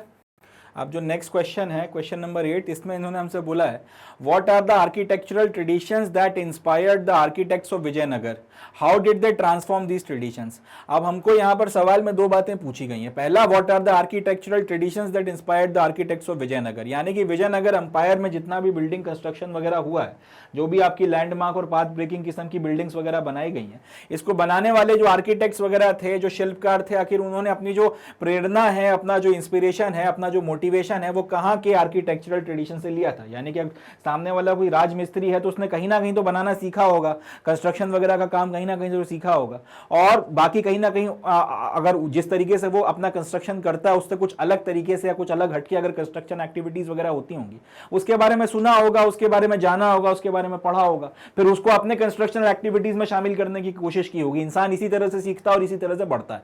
तो सवाल ये पूछा गया है कि जो आपके विजयनगर अंपायर में जो आप या विजयनगर शहर में जो आपके आर्किटेक्ट्स वगैरह थे जिन्होंने इतनी सारी बिल्डिंग्स वगैरह बनाई हैं, उन्होंने आखिर अपना इंस्पिरेशन किन ट्रेडिशन से वगैरह से लिया था, आर्किटेक्चर की किन स्टाइल्स वगैरह को जो है उन्होंने अडॉप्ट किया था, या फिर आर्किटेक्चर की किन स्टाइल्स में से कुछ चीजें जो है उन्होंने अपने आर्किटेक्चर वगैरह में अडॉप्ट की थी। पहला क्वेश्चन ये है, how did they transform these traditions. और दूसरा सवाल ये कि अब इन ट्रेडिशंस को उठा के जस का तस कॉपी मारा था या फिर इनको इस्तेमाल कर उनको और मॉडिफाई किया था और अपनी एग्जिस्टिंग ट्रेडिशंस के साथ में मिलाकर उसमें से और कुछ नया निकाला था। ये दो सवालों के जवाब जो है अपने को यहां पर देना है। इसका जवाब हम लोग इस तरह से बनाना शुरू करेंगे कि जो आपके विजयनगर अंपायर के रूलर्स थे, इनको जाना जाता था for many innovations in the architectural traditions, यानी कि आर्किटेक्चर की फील्ड में जिस तरह से कंस्ट्रक्शन किया जाता था उस टाइम पीरियड में, जो तरीका इस्तेमाल किया जाता था बिल्डिंग और बाकी सारी चीजें बनाने के लिए, उसमें कई सारे नए नए इनोवेशंस के लिए आपके विजयनगर अंपायर के रूलर्स को जाना जाता है। उन्होंने इस तरीके के कंस्ट्रक्शन को बढ़ावा दिया जो एक ढर्रे पर ना चलते हुए कुछ नए इनोवेशंस या कुछ नई तरीके की चीजें वगैरह जो है अपने अंदर संकलित करता था, अपने अंदर लेकर आता था। इन्होंने कई सारे नए टेंपल्स वगैरह बनाए और उसमें कई सारी आपकी जो है इनोवेटिव किस्म की आर्किटेक्चरल स्किल्स का इस्तेमाल किया, और आज तक भी जो वो टेंपल्स जो बचे हुए हैं उसमें कहीं ना कहीं समझ में आता है कि वो इनोवेशन या फिर वो आर्किटेक्चरल जो स्पिरिट थी या फिर जो आर्किटेक्चरल स्किल्स थी वो कितना उस वक्त के पॉइंट ऑफ व्यू से एडवांस थी, वो दिखती है आज भी उस कंस्ट्रक्शन वगैरह में। इसके अलावा जो आपका टेंपल आर्किटेक्चर उस वक्त तक होता था, जिस तरह से मंदिर उस वक्त तक बनाए जाते थे, विजयनगर अंपायर के टाइम पीरियड में उसमें एक मॉडिफिकेशन आया, उसमें कई सारे नए नए फीचर्स वगैरह जो हैं ऐड हुए, कई सारी नई नई चीजें वगैरह जो है आपको देखने को मिली। फॉर एग्जांपल अगर हम बात करें तो आपके जो मेन गेटवेज वगैरह होते हैं, जो आपका मंदिर के अंदर आने का गेटवे होता है, विजयनगर अंपायर के पहले तक ये होता था कि एक सिंपल सा गेटवे होता था, उसके तहत आप अंदर आओ, मंदिर अच्छे बनते थे, बड़े बड़े मंदिर बनते थे, मगर गेटवे सिंपल होता था। विजयनगर अंपायर के टाइम पीरियड में यह हुआ कि उन्होंने आपके जो गेटवेज वगैरह हैं इनको भी भव्य किस्म का या फिर लेविश किस्म का बनाना शुरू किया by adding gopurams over them. अभी तक ये होता था कि मंदिर के ऊपर जो है इस तरीके का आपका साउथ इंडियन जो शिखर की जगह पे जो साउथ इंडियन आपका आर्किटेक्चर होता है मंदिर में, वो मंदिर के ऊपर आपको इस तरीके का आर्किटेक्चर देखने को मिलता था, इसको गोपुरम बोलते थे। अब इन्होंने ये किया कि ये गोपुरम वगैरह जो है इन्होंने आपका मेन गेटवे वगैरह जिससे आप अंदर एंटर करते हैं मंदिर में, उसमें भी ऐड करना शुरू कर दिए। The towers of the central shrine signal the presence of the temple from a great distance. दूसरी चीज जो की गई वो ये था, विजयनगर अंपायर में जो मंदिर बनाए गए उसमें जो शिखर वगैरह बनाए जा रहे थे या जो गोपुरम वगैरह मंदिरों के बनाए जा रहे थे वो अच्छे खासे बड़े बड़े बनाए जाने लगे, ताकि बहुत दूर से भी जो है मंदिर दिख जाए और सामने वाले को समझ में आ जाए कि मंदिर इतने डिस्टेंस वगैरह पर है, या फिर शहर जो इतने डिस्टेंस पर है, या फिर शहर में ये जहां पे मैं खड़ा हुआ हूं वहां से मंदिर जो है इतने डिस्टेंस पर है, काफी दूर दूर से ये मंदिर दिख सके, इसका ग्रैंडियर जो है उसको प्रदर्शित किया जा सके, सारी चीजें वगैरह दिखाने के लिए काफी बड़े बड़े हाई टॉवर्स वगैरह जो है मंदिरों के ऊपर बनाए जाते थे। But the royal gateway surpass the king's. एक बात इंटरेस्टिंग जो निकल कर आती है वो ये है कि जो रॉयल गेटवेज वगैरह हैं ये मंदिरों के शिखर वगैरह से भी काफी ज्यादा बड़े बड़े बनाए जाते थे। इन्होंने ये शो किया कि आपके जो किंग्स वगैरह हैं उनका अब इतने बड़े बड़े मंदिर अगर बनवाए जा रहे हैं, इतने बड़े बड़े आपके गोपुरम बनवाए जा रहे हैं, आपका जो गेटवे है उसी का जो शिखर है बहुत बड़ा बना दिया जा रहा है, ये सारी चीजें इंडिकेट करती थी कि भाई जो राजा है उसका पूरा कमांड और कंट्रोल है आपके साम्राज्य के रिसोर्सेस पे, उसकी जो भी आर्किटेक्चर की टेक्निक्स वगैरह हैं उस पे और उसके स्किल्स वगैरह पे, और वो उनका भरपूर इस्तेमाल कर रहा है और उसी के नतीजे में इतने इंटरेस्टिंग किस्म के जो मंदिर वगैरह जो है वो निकल कर आ रहे हैं। इसके अलावा जो दूसरे डिस्टिंक्टिव फीचर्स वगैरह की अगर हम बात करें वो ये था कि इन्होंने मंदिरों के साथ में मंडप और पवेलियंस बनवाना शुरू करवा दिए और आपके जो कॉरिडोर्स वगैरह हैं उसमें बहुत सारे पिलर्स वगैरह बनवाए। जैसे हजार राम टेंपल की अगर आप बात कर लें तो उसमें जिस तरीके से पिलर्स का खूबसूरत इस्तेमाल किया गया है और सारे कॉरिडोर्स वगैरह बनाकर तैयार किए गए वो अपने आप में जो है मैग्निफिसेंट है। और इंटरेस्टिंग बात यह है कि अगर लेट्स से ये आपकी सेंट्रल श्राइन है तो उसके चारों तरफ में ये कॉरिडोर या फिर ये पेवेलियन या फिर ये मंडप बनवाया जाता था और इसमें इसी कॉरिडोर में जो है आपके बहुत सारे पिलर्स वगैरह बना के उनको आकर्षक तरीके से सजाया जाता था मेन डाइटी के चारों तरफ पे। ये अपने आप में जो है मंदिर को बहुत खूबसूरत बनाता था। अब इस टाइम पीरियड में हम्पी में अगर आप देखेंगे तो दो मेन मंदिर आपको देखने को मिलेंगे, एक मिलेगा आपको विरूपक्ष टेंपल और दूसरा मिलेगा विट्ठल टेंपल। अब विरूपक्ष टेंपल की अगर बात की जाए तो विरूपक्ष टेंपल विजयनगर अंपायर से पहले का है। हम्पी शहर या फिर हम्पी में जब विजयनगर शहर बसाया नहीं गया था या फिर उस ग्रैंडियर पे नहीं बसाया गया था, आपका जो विट्ठल टेंपल विरूपक्ष टेंपल है वो तब से वहां पर स्थित है, 9th या 10th सेंचुरी में बनाया गया था। हालांकि एक मजे की बात यह है कि या फिर एक इंटरेस्टिंग इंपॉर्टेंट बात जो निकल कर आती है वो यह है कि जब एक बार विजयनगर अंपायर सेटअप हो गया, एस्टैब्लिश हो गया, तो उन्होंने फिर विरूपक्ष टेंपल को सब्सटेंशियली बहुत बड़ा बनाया है, बहुत ज्यादा उसको एनलार्ज किया। मतलब यह कि अगर विरूपक्ष टेंपल पहले इतना बड़ा था आपका विजयनगर अंपायर स्टैब्लिश होने के पहले, तो विजयनगर अंपायर वालों ने उसको इतने से इतना बड़ा कर दिया। अपना टाइम आने के बाद में उन्होंने इतने से मंदिर के आसपास में और 50 तरीके का एक्सपेंशन करवा के मंदिर का पूरा कॉम्प्लेक्स अगर देखा जाए तो बहुत ज्यादा बड़े लेवल पर जो है एनलार्ज कर दिया था। कृष्णदेव राय जो थे, क्योंकि उन्होंने उस टाइम पीरियड की अगर बात की जाए तो उस टाइम पीरियड का उस टाइम पीरियड के शायद वो सबसे पावरफुल रूलर हुआ करते थे और उन्होंने उस वक्त का सबसे पावरफुल अंपायर बनाकर तैयार किया था।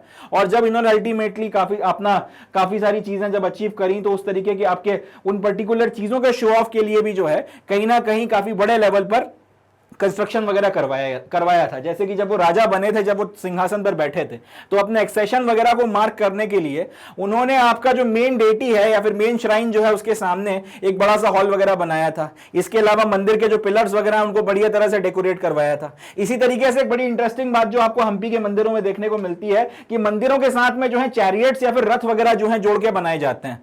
तो कई सारे आपके जो टेंपल कॉम्प्लेक्स वगैरह थे उसमें चैरियट स्ट्रीट्स आपको देखने को मिलती हैं। यानी कि ये लेट से आपका मेन मंदिर है, मेन मंदिर के से जो है कुछ आपकी सड़कें वगैरह जा रही हैं और यहां पर फिर रथ वगैरह बने हुए हैं। यानी कि ये दिखाने के लिए कि बेसिकली ये एक बड़ा सा रथ है और ये जो दो चैरियट्स वगैरह हैं उसको पकड़ के खींच रहे हैं और ये जो स्ट्रीट्स बनाई गई हैं ये उसके साथ में जोड़ने के लिए उसका कनेक्शन वगैरह है।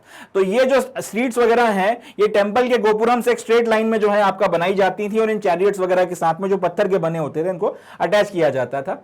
ये सारी की सारी चीजें वगैरह जो है करवाई जाती थी। अब ये जो आपकी रोड्स वगैरह बनी है, ये जो स्ट्रीट्स वगैरह बनी है, इसके चारों तरफ आपके जो मर्चेंट्स वगैरह थे वो अपना शॉप्स वगैरह लगाते थे और ये सारी चीजें जो की जाती थी they were paved with slabs of stone, they were paved with slabs of stone and light with pillared pavilions and in which merchants had set up their shops. In other words, the rulers of Vijayanagar built impressive buildings. तो वही कहने की बात निकल कर आती है कि पूरा का पूरा मंदिर इस तरीके से बनाया जाता था कि कोई भी उसको देखे तो इंप्रेस हुए बिना नहीं रह सकता। अब ये चैरियट्स वगैरह आपने जोड़ दिए, उनके साथ में आपने स्ट्रीट्स वगैरह बना दी, वो एक बड़ा अच्छा इंप्रेशन दे रहा है कि ये रथ वगैरह जो है मंदिर को खींच रहे हैं। अब इसके चारों तरफ आपने जो है स्टोन स्लैब्स वगैरह लगवा दिए, पिलर आपने पेविलियंस वगैरह बना दी पिलर्स वगैरह की मदद से। इसमें आपने आपके जो दुकानदार वगैरह थे उनकी दुकानें खोलने के लिए स्पेस वगैरह बना दी और काफी खूबसूरत किस्म का जो है मंदिर बनाकर तैयार किया।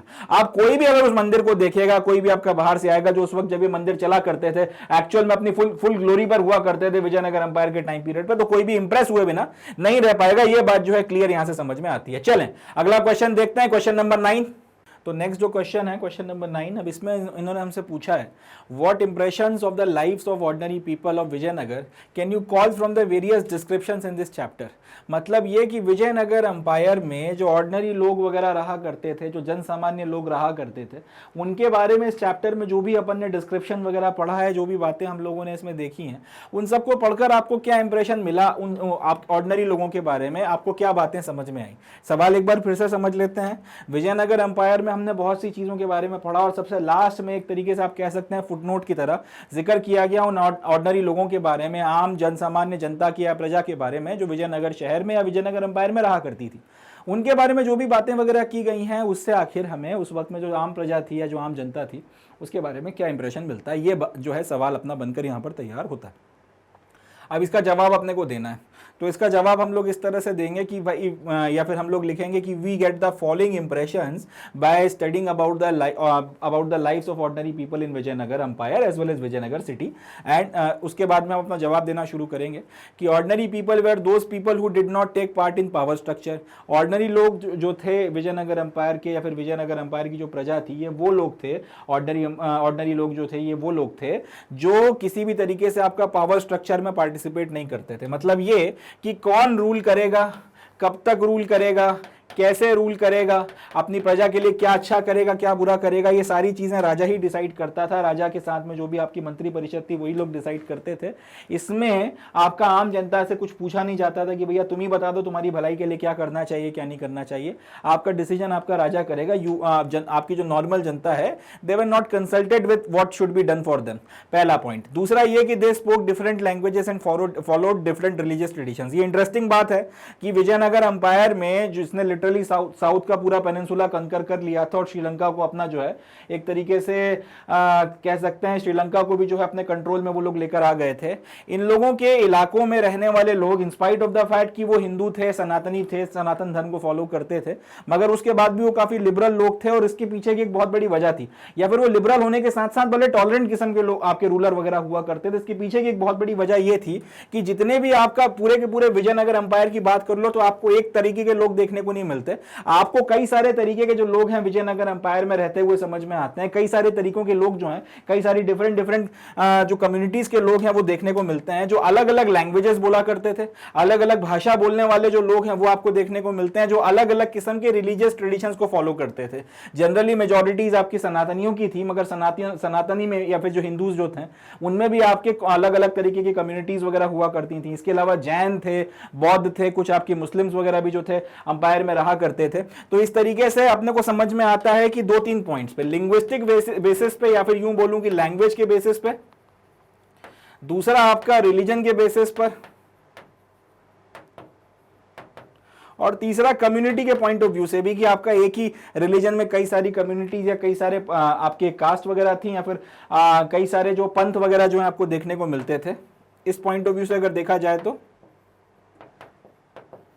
कम्युनिटीज के तौर पर इन 3 कम से कम मेजर आप कह सकते हैं कैटेगरीज में आप इन लोगों को डिवाइड कर सकते हैं जो ऑर्डिनरी पीपल वगैरह कहलाते थे, कि जनरली अलग अलग भाषाएं बोलने वाले, अलग अलग रिलीजियस ट्रेडिशंस को मानने वाले, अलग अलग कास्ट एंड कम्युनिटीज को बिलोंग करने वाले लोग विजयनगर एम्पायर में रहा करते थे। They consisted of small traders and local merchants, they used to live in cities, trade centres, port towns and villages. अब जनरली आपको जो मेजॉरिटी ऑफ लोग देखने को मिलते हैं इन ऑर्डिनरी लोगों में, सबसे पहले तो आपको छोटे छोटे ट्रेडर्स देखने को मिलते हैं। इसके अलावा इसमें लोकल आपके मर्चेंट्स वगैरह देखने को मिलते हैं, जो या तो शहरों में रहते थे या फिर जहां पे व्यापार हुआ करता था उन ट्रेड सेंटर्स पे रहते थे, या फिर उन बंदरगाहों पे रहते थे जहां से ट्रेडिंग होती थी, या उन टाउन्स एंड विलेजेस में रहा करते थे जहां पर वो सारी चीजों का जिनका वो व्यापार करते थे उनका वहां पे प्रोडक्शन होता था। ये local communities of the merchants, local community of the merchants known as Kudirai Chettis और horse merchants participated in exchanges. अब कई सारी आपकी लोकल कम्युनिटीज वगैरह जो थी वो इंटरनेशनल ट्रेड में भी जो है शामिल हो गई वक्त के साथ में, जिसमें से एक पर्टिकुलर कम्युनिटी का नाम जो खास तौर पे आप हाईलाइट करके लिख सकते हैं वो है कुदीराई चेट्टीज। ये बेसिकली हॉर्स मर्चेंट हुआ करते थे और ये घोड़ों का जो व्यापार होता था, क्योंकि उस वक्त में घोड़ों का व्यापार बहुत एक कह सकते हैं बहुत प्रॉमिसिंग व्यापार था, बहुत उसमें पैसा वगैरह जो है बनाया जाता था, जा सकता था, तो उसमें कई लोग शामिल हो गए। देखिए बात क्या थी कि उस टाइम पीरियड की अगर बात की जाए तो सेना का एक बड़ा इंपॉर्टेंट पार्ट जो है कैवेलरी को माना गया था। कैवेलरी का मतलब होता था आपकी घोड़ों के ऊपर जो सवार सेना होती है, घुड़सवार सेना या अश्ववाहिनी सेना जिसको हम लोग बोलते हैं, ये कैवेलरी कहलाती है। हिंदुस्तान में कभी अच्छी क्वालिटी के घोड़े अपने को देखने को नहीं मिले। अच्छी क्वालिटी के घोड़े सेंट्रल एशिया या फिर अरब में होते थे, तो उनको इंपोर्ट किया जाता था। तो अरब के जो मर्चेंट्स वगैरह थे वो ये घोड़ों का व्यापार करते थे, घोड़े लाकर देते थे, और जो भी आपके अलग अलग राजा हैं वो अपनी सेना के लिए घोड़े खरीदा करते थे। तो इसमें बहुत पैसा कमाया जाता था, घोड़े बहुत महंगे बिकते थे। आज भी अगर आप बात करोगे तो रेस का घोड़ा बहुत महंगा बिकता है। तो जब यहाँ के लोकल लोगों को समझ में आया घोड़े वगैरह कहाँ से लाए जा रहे हैं, किससे कॉन्टैक्ट करना चाहिए, क्या किस तरीके से व्यापार वगैरह पूरा हो रहा है, तो अल्टीमेटली फिर उन लोगों ने किया ये कि वो खुद भी जो है इस व्यापार में कूद गए और घोड़ों के व्यापार में लोकल लोग भी शामिल हो गए। पहले अगर अरबों का वर्चस्व हुआ करता था या फिर सेंट्रल एशिया वालों का वर्चस्व हुआ करता था, तो बाद में हिंदुस्तानी भी इस बिजनेस में घुस गए और खूब जो है कमाई वगैरह उन्होंने करी है। तो ये जो लोग हैं वो खुदीराई चेट्टीज कहलाए थे। इसके अलावा आपको यहाँ पर किसान देखने को मिल जाते थे, पीजेंट्स वगैरह, वर्कर, स्लेव, ये लोग भी जो है ऑर्डिनरी पीपल की कैटेगरी में आते थे और काफी बड़ी जो है पॉपुलेशन का एक बड़ा सेक्शन या बड़ा चंक ये लोग बनाया करते थे। वर्कर्स वगैरह जो खास तौर पे होते थे, जो अलग अलग तरीके के काम वगैरह करते थे, इनको विप्र वायुदिन कहा जाता था। इनमें आपको खास तौर पे जो लोहे का काम करने वाले आयरन स्मिथ होते हैं, जो सोने का काम करने वाले गोल्ड स्मिथ होते हैं, जो लकड़ी पे काम करने वाले कारपेंटर्स होते हैं, या जो स्कल्पचर वगैरह बनाने वाले जो आपके शिल्पकार या फिर जो काश्तकार वगैरह होते हैं, इन सबको जो है इसमें शामिल किया जाता था। कई बार अब क्योंकि रिसोर्सेस कम है, कमाने खाने के साधन कम हुआ करते थे, तो इनके बीच में आपस में भी जो है कई बार जो है लड़ाई झगड़े हुआ करते थे इनके म्यूचुअल राइट्स वगैरह को लेके। इसके तो यहाँ पे कुल मिलाकर ये बात एक समझ में आती है इन सारी चीजों को पढ़ने के बाद में, it seems that during that period need was felt to frame laws for society to execute social justice. अब क्योंकि इन लोगों के अलग अलग जो कम्युनिटीज हैं, इनके अपने अलग अलग म्यूचुअल राइट्स हैं और उनका कई बार कॉन्ट्रडिक्शन हो रहा है, आपका कई बार रिसोर्सेज को लेके, कई बार किसी और चीज को लेके, ये जो अलग अलग ग्रुप्स वगैरह इनके बीच में लड़ाई झगड़े भी होते रहते थे। इन सारी बातों को देखकर एक बात समझ में आई थी राजाओं को भी उस वक्त में कि आपने को सोशल जस्टिस वगैरह जो है उसको एग्जीक्यूट करने के लिए समाज के अलग अलग तबकों के बीच में वैमनस्य ना फैले, आपका लॉ एंड ऑर्डर और प्रेम और भाईचारा बना रहे, इसको मेंटेन करने के लिए अपने को लॉज वगैरह बनाने की जरूरत है। और अल्टीमेटली उसके बाद में फिर कई सारे लॉज वगैरह बनाए भी गए, उनको इंप्लीमेंट भी किया गया। Kayakkol, known as the weavers, were in large numbers. They lived near temples. They played significant role in running the administration of the temple. In Vijayanagar state, they were called Gadariya. There were Gadariyas known as Kambalattar. They followed the customs of polyandry. तो अब इसके अलावा और जो आपके अलग अलग social groups देखने को मिलते हैं, जो आपकी आम जनता या कॉमन पीपल में आते हैं, एक कयक्कोल करके कम्युनिटी हुआ करती थी, जो वीवर्स हुआ करते हैं, जिनको हम लोग वीवर्स हुआ करते थे, जिनको अगर नॉर्थ के इलाकों में देखा जाए तो जुलाहा बोला जाता था। ये काफी बड़ी संख्या में जो है आपको विजयनगर शहर में देखने को मिलते थे, या फिर विजयनगर अंपायर में काफी बड़ी मात्रा में जो है ये शहरों में रहा करते थे, मंदिरों के आसपास में। और इनका एक बड़ा इंपॉर्टेंट रोल था मंदिरों के एडमिनिस्ट्रेशन वगैरह को रन करने में। यहां से एक और बात समझ में आती है कि ब्राह्मणिकल डोमिनेशन जो है वो हमेशा मंदिरों के ऊपर नहीं रहता था, जिस चीज को कई बार जो हाईलाइट किया जाता है। दूसरी कम्युनिटीज का भी काफी बड़ा रोल जो है मंदिरों के एडमिनिस्ट्रेशन वगैरह को चलाने में रहा है।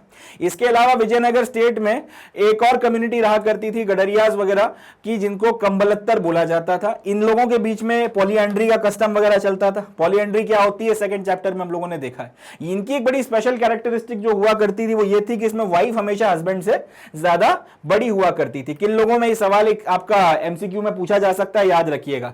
गडरियाज की कम्युनिटी, जिसको कंबलत्तर बोला जाता था, वो लोग पॉलीएंड्री का कस्टम फॉलो करते थे, विजयनगर अंपायर में रहा करते थे। और इनकी स्पेशल कैरेक्टरिस्टिक ये थी कि जो महिला होती थी या जो पत्नी होती थी वो पुरुष से या अपने पति से हमेशा उम्र में बड़ी होती थी।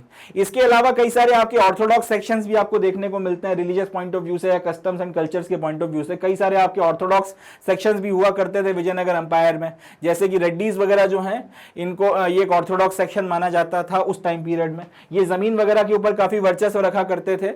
और इनका तेलुगु रीजन जो हुआ करता था विजयनगर अंपायर का, जो आज की तारीख में आंध्र और कर्नाटक, आपका जो आंध्र का इलाका है, उसमें इनका काफी ज्यादा इंफ्लुएंस हुआ करता था। In the society there were a few low class people who were non influential. They were Dombars, Marava, Jogi, Parayan, Boyi, colour etcetera. इसके अलावा आपको और भी जो है कई सारे लोग देखने को मिलते थे सोसाइटी में, जितना ज्यादा इंफ्लुएंशियल नहीं थे। उनकी भी अलग अलग कम्युनिटीज वगैरह के नाम वगैरह जो है बताए गए। तो इस तरीके से जो है ये जो आपका जवाब बनकर तैयार होता है, इसमें अपन लोगों ने किया क्या है, अपन लोगों लोगों ने एक्सप्लेन कर दिया है कि ऑर्डिनरी जो लोग हुआ करते थे वो उनकी क्या स्थिति थी, आपकी जो पूरी सोसाइटी थी जिसमें जो ऑर्डिनरी आपकी जनता थी, जो प्रजा थी, वो किस तरीके से क्लासिफाइड थी, कौन उसमें जो थोड़ा कंपैरेटिवली ज्यादा समृद्ध हुआ करता था और कौन जो है कंपैरेटिवली उतना ज्यादा समृद्ध नहीं हुआ करता था। सारी की सारी बातचीत जो है हम लोगों ने इसमें देखकर खत्म करी है। चलें अगले क्वेश्चन की तरफ। उसके पहले हाँ एक बात ये कि इसमें आपको हाईलाइट क्या क्या करना है। तो पहली चीज तो ये कि पावर स्ट्रक्चर जो है इस को आपने हाईलाइट करना जरूरी है। इसके बाद में जो सेकंड पॉइंट है कि ये कई सारी अलग अलग लैंग्वेजेस बोला करते थे, कई सारे रिलीजियस ट्रेडिशंस को फॉलो करते थे, इसे हाईलाइट करना जरूरी है। इसके बाद में कुदिराई चेट्टीज का जो पॉइंट है इसको आप हाईलाइट कर दीजिए। इसके बाद में विप्र वॉइदिन, इस पर्टिकुलर वर्ड को आप हाईलाइट कर सकते हैं। देन ये पूरा का पूरा एक जो पॉइंट है कि इस पीरियड में एक जरूरत महसूस हुई थी कि आपके लॉज वगैरह बनाए जाएं सोसाइटी में ताकि सोशल जस्टिस एग्जीक्यूट किया जा सके, इसको आप हाईलाइट कर सकते हैं। एंड ये जो कस्टम्स और पॉलीएंड्री है इसको आप हाईलाइट कर सकते हैं। जो आपके टर्म्स हैं गडरियाज हो गया, कमलत्तर हो गया, इसको आप हाईलाइट कर सकते हैं। कैयक्कोल को आप हाईलाइट कर सकते हैं। इस पर्टिकुलर पॉइंट को आप हाईलाइट कर सकते हैं कि एक सिग्निफिकेंट रोल अदा करते थे आपका एडमिनिस्ट्रेशन वगैरह चलाने में। इस तरीके से जो है कि जवाब अपना बनकर तैयार हो जाएगा। लास्ट में ऑर्थोडॉक्स सेक्शन हुआ करता था रेड्डीज का, इसको इनका इन्फ्लुएंस तेलुगु रीजन में था इस पर्टिकुलर पॉइंट को। एंड ये कई लोग क्लास पीपल भी इसमें थे जो नॉन इन्फ्लुएंशियल हुआ करते थे और इनके नाम वगैरह जो है इनको आप इस तरीके से हाईलाइट कर सकते हैं और इसके साथ में अपना जवाब कंक्लूड कर सकते हैं। चलें लास्ट क्वेश्चन के बारे में बात करते हैं। Next question as well as last question of this particular session as well as हमारा जो इस पर्टिकुलर चैप्टर के एनसीईआरटी के क्वेश्चन है उसका लास्ट क्वेश्चन है। चलें देखते हैं सर। तो क्वेश्चन नंबर 10 में हमसे पूछा गया है, हमको बताया गया है, on an outline map of the world mark approximately Italy, Portugal, Iran and Russia, trace the routes the travelers mentioned on page 176 would have taken to Vijayanagar. तो हमको ये करना है कि हमारे पास एक मैप लेना है, उस मैप के ऊपर हमको इटली, पोर्टुगल, ईरान और रशिया को मार्क करना है सबसे पहले। उसके बाद में पेज 176 पर जो आपके अलग अलग ट्रैवलर्स के नाम दिए गए हैं, जिसमें से एक इटली से आया था, एक पुर्तगाल से आया था, एक ईरान से आया था, एक रशिया से आया था, हमको ये बताना है कि उन्होंने विजयनगर पहुंचने के लिए कौन कौन से रास्ते लिए होंगे। तो इसका पहले मैं आपको मैप पे इन चारों को हम लोग पहले प्लॉट कर लेते हैं, उसके बाद में फिर हम देखेंगे कि कौन कौन से रास्तों से निकल कर आए होंगे। रशिया इतना बड़ा है कि इसको पॉइंट करने में कोई दिक्कत नहीं आएगी, तो ये रशिया हो गया, ये आपका ईरान हो गया, इसके बाद में इटली ये रहा यहाँ पे, और पुर्तगाल सबसे लास्ट में ये यहाँ पे स्पेन के साइड में। ये चार जो हैं आपके हमने प्लॉट कर दिया, इनको पॉइंट कर दिया। रशिया, दूसरा ये ईरान, तीसरा ये इटली और चौथा जो है वो है आपका पुर्तगाल। अब इन्होंने ये बोला है कि इनमें जो आपके अलग अलग जो चार ट्रैवलर्स हैं जो चारों इन देशों से बिलोंग करते थे, एक रशिया का था, एक इटली का था, एक पुर्तगाल का था और एक ईरान का था, ये किन रास्तों के तहत विजयनगर पहुंचे थे आप ये बताइए। तो इसका जवाब बड़ा सिंपल सा बनता है। अगर हम लोग ईरान से शुरू करें, सबसे पास में देखने को मिल रहा है, ईरान के पास में विजयनगर अंपायर तक पहुंचने के दो रास्ते हैं। विजयनगर अंपायर कहां पर है? साउथ में, कर्नाटक वगैरह की रीजन में। या तो ये लोग अरेबियन सी से डायरेक्टली जो है विजयनगर अंपायर आ सकते थे, नहीं तो फिर ये आज का जो आपका अफगानिस्तान और पाकिस्तान का इलाका है, इससे जमीनी रास्ता लेकर भी जो है ये लोग आपका विजयनगर अंपायर पहुंच सकते थे। तो ईरान वालों की बात की जाए तो इन लोगों के पास में विजयनगर अंपायर पहुंचने के दो रास्ते से, समुद्री रास्ते से अरेबियन सी से होते हुए भी आ सकते थे, और दूसरा आपका ये लैंड रूट जो है जिसमें इनको अफगानिस्तान और पाकिस्तान क्रॉस करना पड़ेगा और सेंट्रल एशिया और नॉर्थ इंडिया और मध्य भारत वगैरह को क्रॉस करके ये लोग आपका विजयनगर अंपायर पहुंच सकते थे। दूसरा अगर रशियन की बात की जाए तो रशिया वालों को जो है आपका नीचे उतरना पड़ेगा जमीनी रास्ते से, और अफगानिस्तान के थ्रू होते हुए जो है वो इंडिया में दाखिल होंगे और वो इस तरीके से यहाँ पे पहुंच सकते थे। तो रशिया वालों को भी जो है सेंट्रल एशिया क्रॉस करते हुए जमीनी रास्ते से ही जो है यहाँ पर आना पड़ता। तीसरे हैं इटली वाले। इटली वालों के पास में ये था कि वो मेडिटेरेनियन सी में जहाज पकड़ते, यहाँ पे पहुंचते, यहां से फिर वो रेड सी क्रॉस करते जहाज की मदद से, और जहाज के थ्रू होते हुए अरेबियन सी के थ्रू यहाँ पर आ जाते। पुर्तगालियों ने जो है पुर्तगालियों ने एक बड़ा अच्छा काम किया था। 1498 में पुर्तगालियों ने हिंदुस्तान तक जो है डायरेक्टली रास्ता जो है वो खोज लिया था, आपका डायरेक्टली जो है समुद्री रास्ता खोज लिया था हिंदुस्तान पहुंचने का। तो पुर्तगाली ये करते थे, यहां से जहाज में बैठते थे, पूरा अफ्रीका क्रॉस करते हुए पहुंचते थे आपका केप ऑफ गुड होप पे, और यहां मेडागास्कर से होते हुए वो लोग इस रास्ते से जो है विजयनगर अंपायर आ जाते थे। तो ये जो चार आपके अलग अलग देश हैं, इनमें रहने वाले जो आपके ट्रैवलर्स वगैरह थे वो इन रास्तों से पहुंचा करते थे। फिर से देख लेते हैं, अपने को चार देश प्लॉट करने के लिए बोले गए। एक रशिया था, तो ये साफ साफ दिख रहा है सबसे बड़ा देश है दुनिया का। दूसरा ईरान था, ये प्लॉट कर दिया। तीसरा आपका इटली था तो ये प्लॉट कर दिया, और पुर्तगाल वो सबसे लास्ट में जो है स्पेन के साइड में यहाँ पे चिपका हुआ है छोटा सा स्ट्रिप की तरह, ये चारों को प्लॉट कर दिया। अब ये बताना है कि इनमें बैठे हुए ट्रैवलर्स वगैरह, इनमें जो ट्रैवलर्स थे इन देशों के वो कैसे आए। ईरान का सबसे सिंपल है, 2 रास्ते थे, समुद्री रास्ते के थ्रू ये आ जाते। ईरान का बड़ा सिंपल था, या तो ये समुद्री रास्ते के तहत आपका विजयनगर एम्पायर पहुंच सकते थे या जमीनी रास्ते से भी आ सकते थे। रशिया वाले पूरा आपका सेंट्रल एशिया क्रॉस करके अफगानिस्तान के रास्ते जो हैं आपका यहाँ इनको उतरना पड़ता है। यहाँ पे अफगानिस्तान के रास्ते रशिया वाले यहाँ पर एंटर करते, तो ये अफगानिस्तान से होते हुए ये रशिया वाले आ जाते। इटली वालों को मेडिटेरेनियन सी पार करना पड़ती, फिर रेड सी क्रॉस करना पड़ती, और उसके बाद वो लोग यहाँ तक पहुंच सकते थे। और आपका हालांकि वो लोग ये वाला रास्ता भी ले सकते थे कि जमीनी रास्ते से वो यहाँ तक आ जाते और यहाँ से फिर वो क्रॉस करके आ सकते थे, मगर वो इतना प्रेफरेबल रास्ता नहीं था, वो इस रास्ते से आते थे। और पुर्तगाल वालों ने एक और रास्ता खोजा जो डायरेक्टली आपका समुद्री रास्ता था, वो पूरा आपका अफ्रीका घूमते हुए केप ऑफ गुड होप पर आते थे, और यहाँ से मेडागास्कर और अफ्रीका के बीच में से होते हुए विजयनगर एम्पायर पहुंच जाया करते थे। अब इसी चीज को जो है डिस्क्रिप्शन में यहाँ पे मैंने लिखा भी है कि आपके जो रूट्स वगैरह लिए गए थे आपके विजयनगर एम्पायर तक पहुंचने के लिए, इटली और पुर्तगाल की बात की जाए तो रेड सी, अरेबियन सी क्रॉस करते हुए जो है इटली से लोग बाग साउथ इंडिया पहुंच जाते थे। अटलांटिक ओशियन वगैरह जो है पूरा सरकमवेंट करते हुए केप ऑफ गुड होप तक पहुंचे आपके पुर्तगाल से, और उसके बाद में फिर मलाबार वगैरह पहुंच गए, और वहां से फिर जो है वो जमीनी रास्ता ले सकते थे। ये भी जो है आप यहाँ पे देख सकते हैं, देख लीजिए। एक सामने वाला यहाँ पुर्तगाल से चला, वो यहाँ से केप ऑफ गुड होप पर आया, यहाँ मेडागास्कर से होते हुए केरल पहुंच गया मलाबार, वास्को डी गामा 1498। अब यहां से उन्होंने जो है जमीनी रास्ता पकड़ लिया और वो पहुंच गया डायरेक्टली आपका विजयनगर एम्पायर। या फिर दूसरा ये हो सकता है कि इनको जब और ज्यादा समझ में आ गया हो कि इंडिया में मलाबार के अलावा और भी पोर्ट है, तो डायरेक्टली वो मैंगलोर वगैरह भी उतर सकते थे, मगर प्रेफरेबल रास्ता यही था कि आप यहां से मलाबार पहुंचो, यहां से आप जो है चलो केप ऑफ गुड होप, यहां से मलाबार आओ, मलाबार से जमीनी रास्ता ले लो। इनके लिए बड़ा सिंपल है, मेडिटेरेनियन पहुंचे, मेडिटेरेनियन से थोड़ा सा मेडिटेरेनियन से यहाँ पे आपका पानी का रास्ता लिया, थोड़ा सा जमीन, उसके बाद फिर रेड सी क्रॉस की, फिर यहाँ पे पहुंच गया और यहाँ से डायरेक्टली जो है ये पहुंच जाते थे। इसके बाद में आपका इस तरीके से हम लोगों ने इनका बता दिया है। दूसरे आपके ईरान वाले जो अफगानिस्तान के थ्रू और मॉडर्न जो आपका पाकिस्तान है उसके थ्रू होके आते थे, और रशिया वालों को भी जो है आपका अफगानिस्तान वगैरह से आना पड़ता था। तो वो इसके बाद फिर आपका जो आज का पंजाब है और आज जो पाकिस्तान का पंजाब है वो हो गया, सेंट्रल इंडिया हो गया, विंध्याचल, सतपुड़ा सब क्रॉस करते हुए लोग कर्नाटक पहुंचते थे। तो इस तरीके से जो है ये पर्टिकुलर सवाल भी जो है खत्म होता है, और इसी के साथ में अपने जो एनसीईआरटी के सोल्यूशंस वगैरह हैं, एनसीईआरटी के जो क्वेश्चंस वगैरह हैं इस पर्टिकुलर चैप्टर के, उन सबके सोल्यूशंस भी जो है यहाँ पर अपने समाप्त होते हैं। चलें आगे बढ़ते हैं। So with this we come to end of today's session। इसी के साथ में अपना आज का जो सत्र है वो यहाँ पे अपना समाप्त होता है। नेक्स्ट सेशन में हम लोग इसके बाद का जो हमारा चैप्टर है उसके एनसीईआरटी सॉल्यूशंस वगैरह को डिस्कस करेंगे, बट वो सारी की सारी बातचीत नेक्स्ट सेशन में।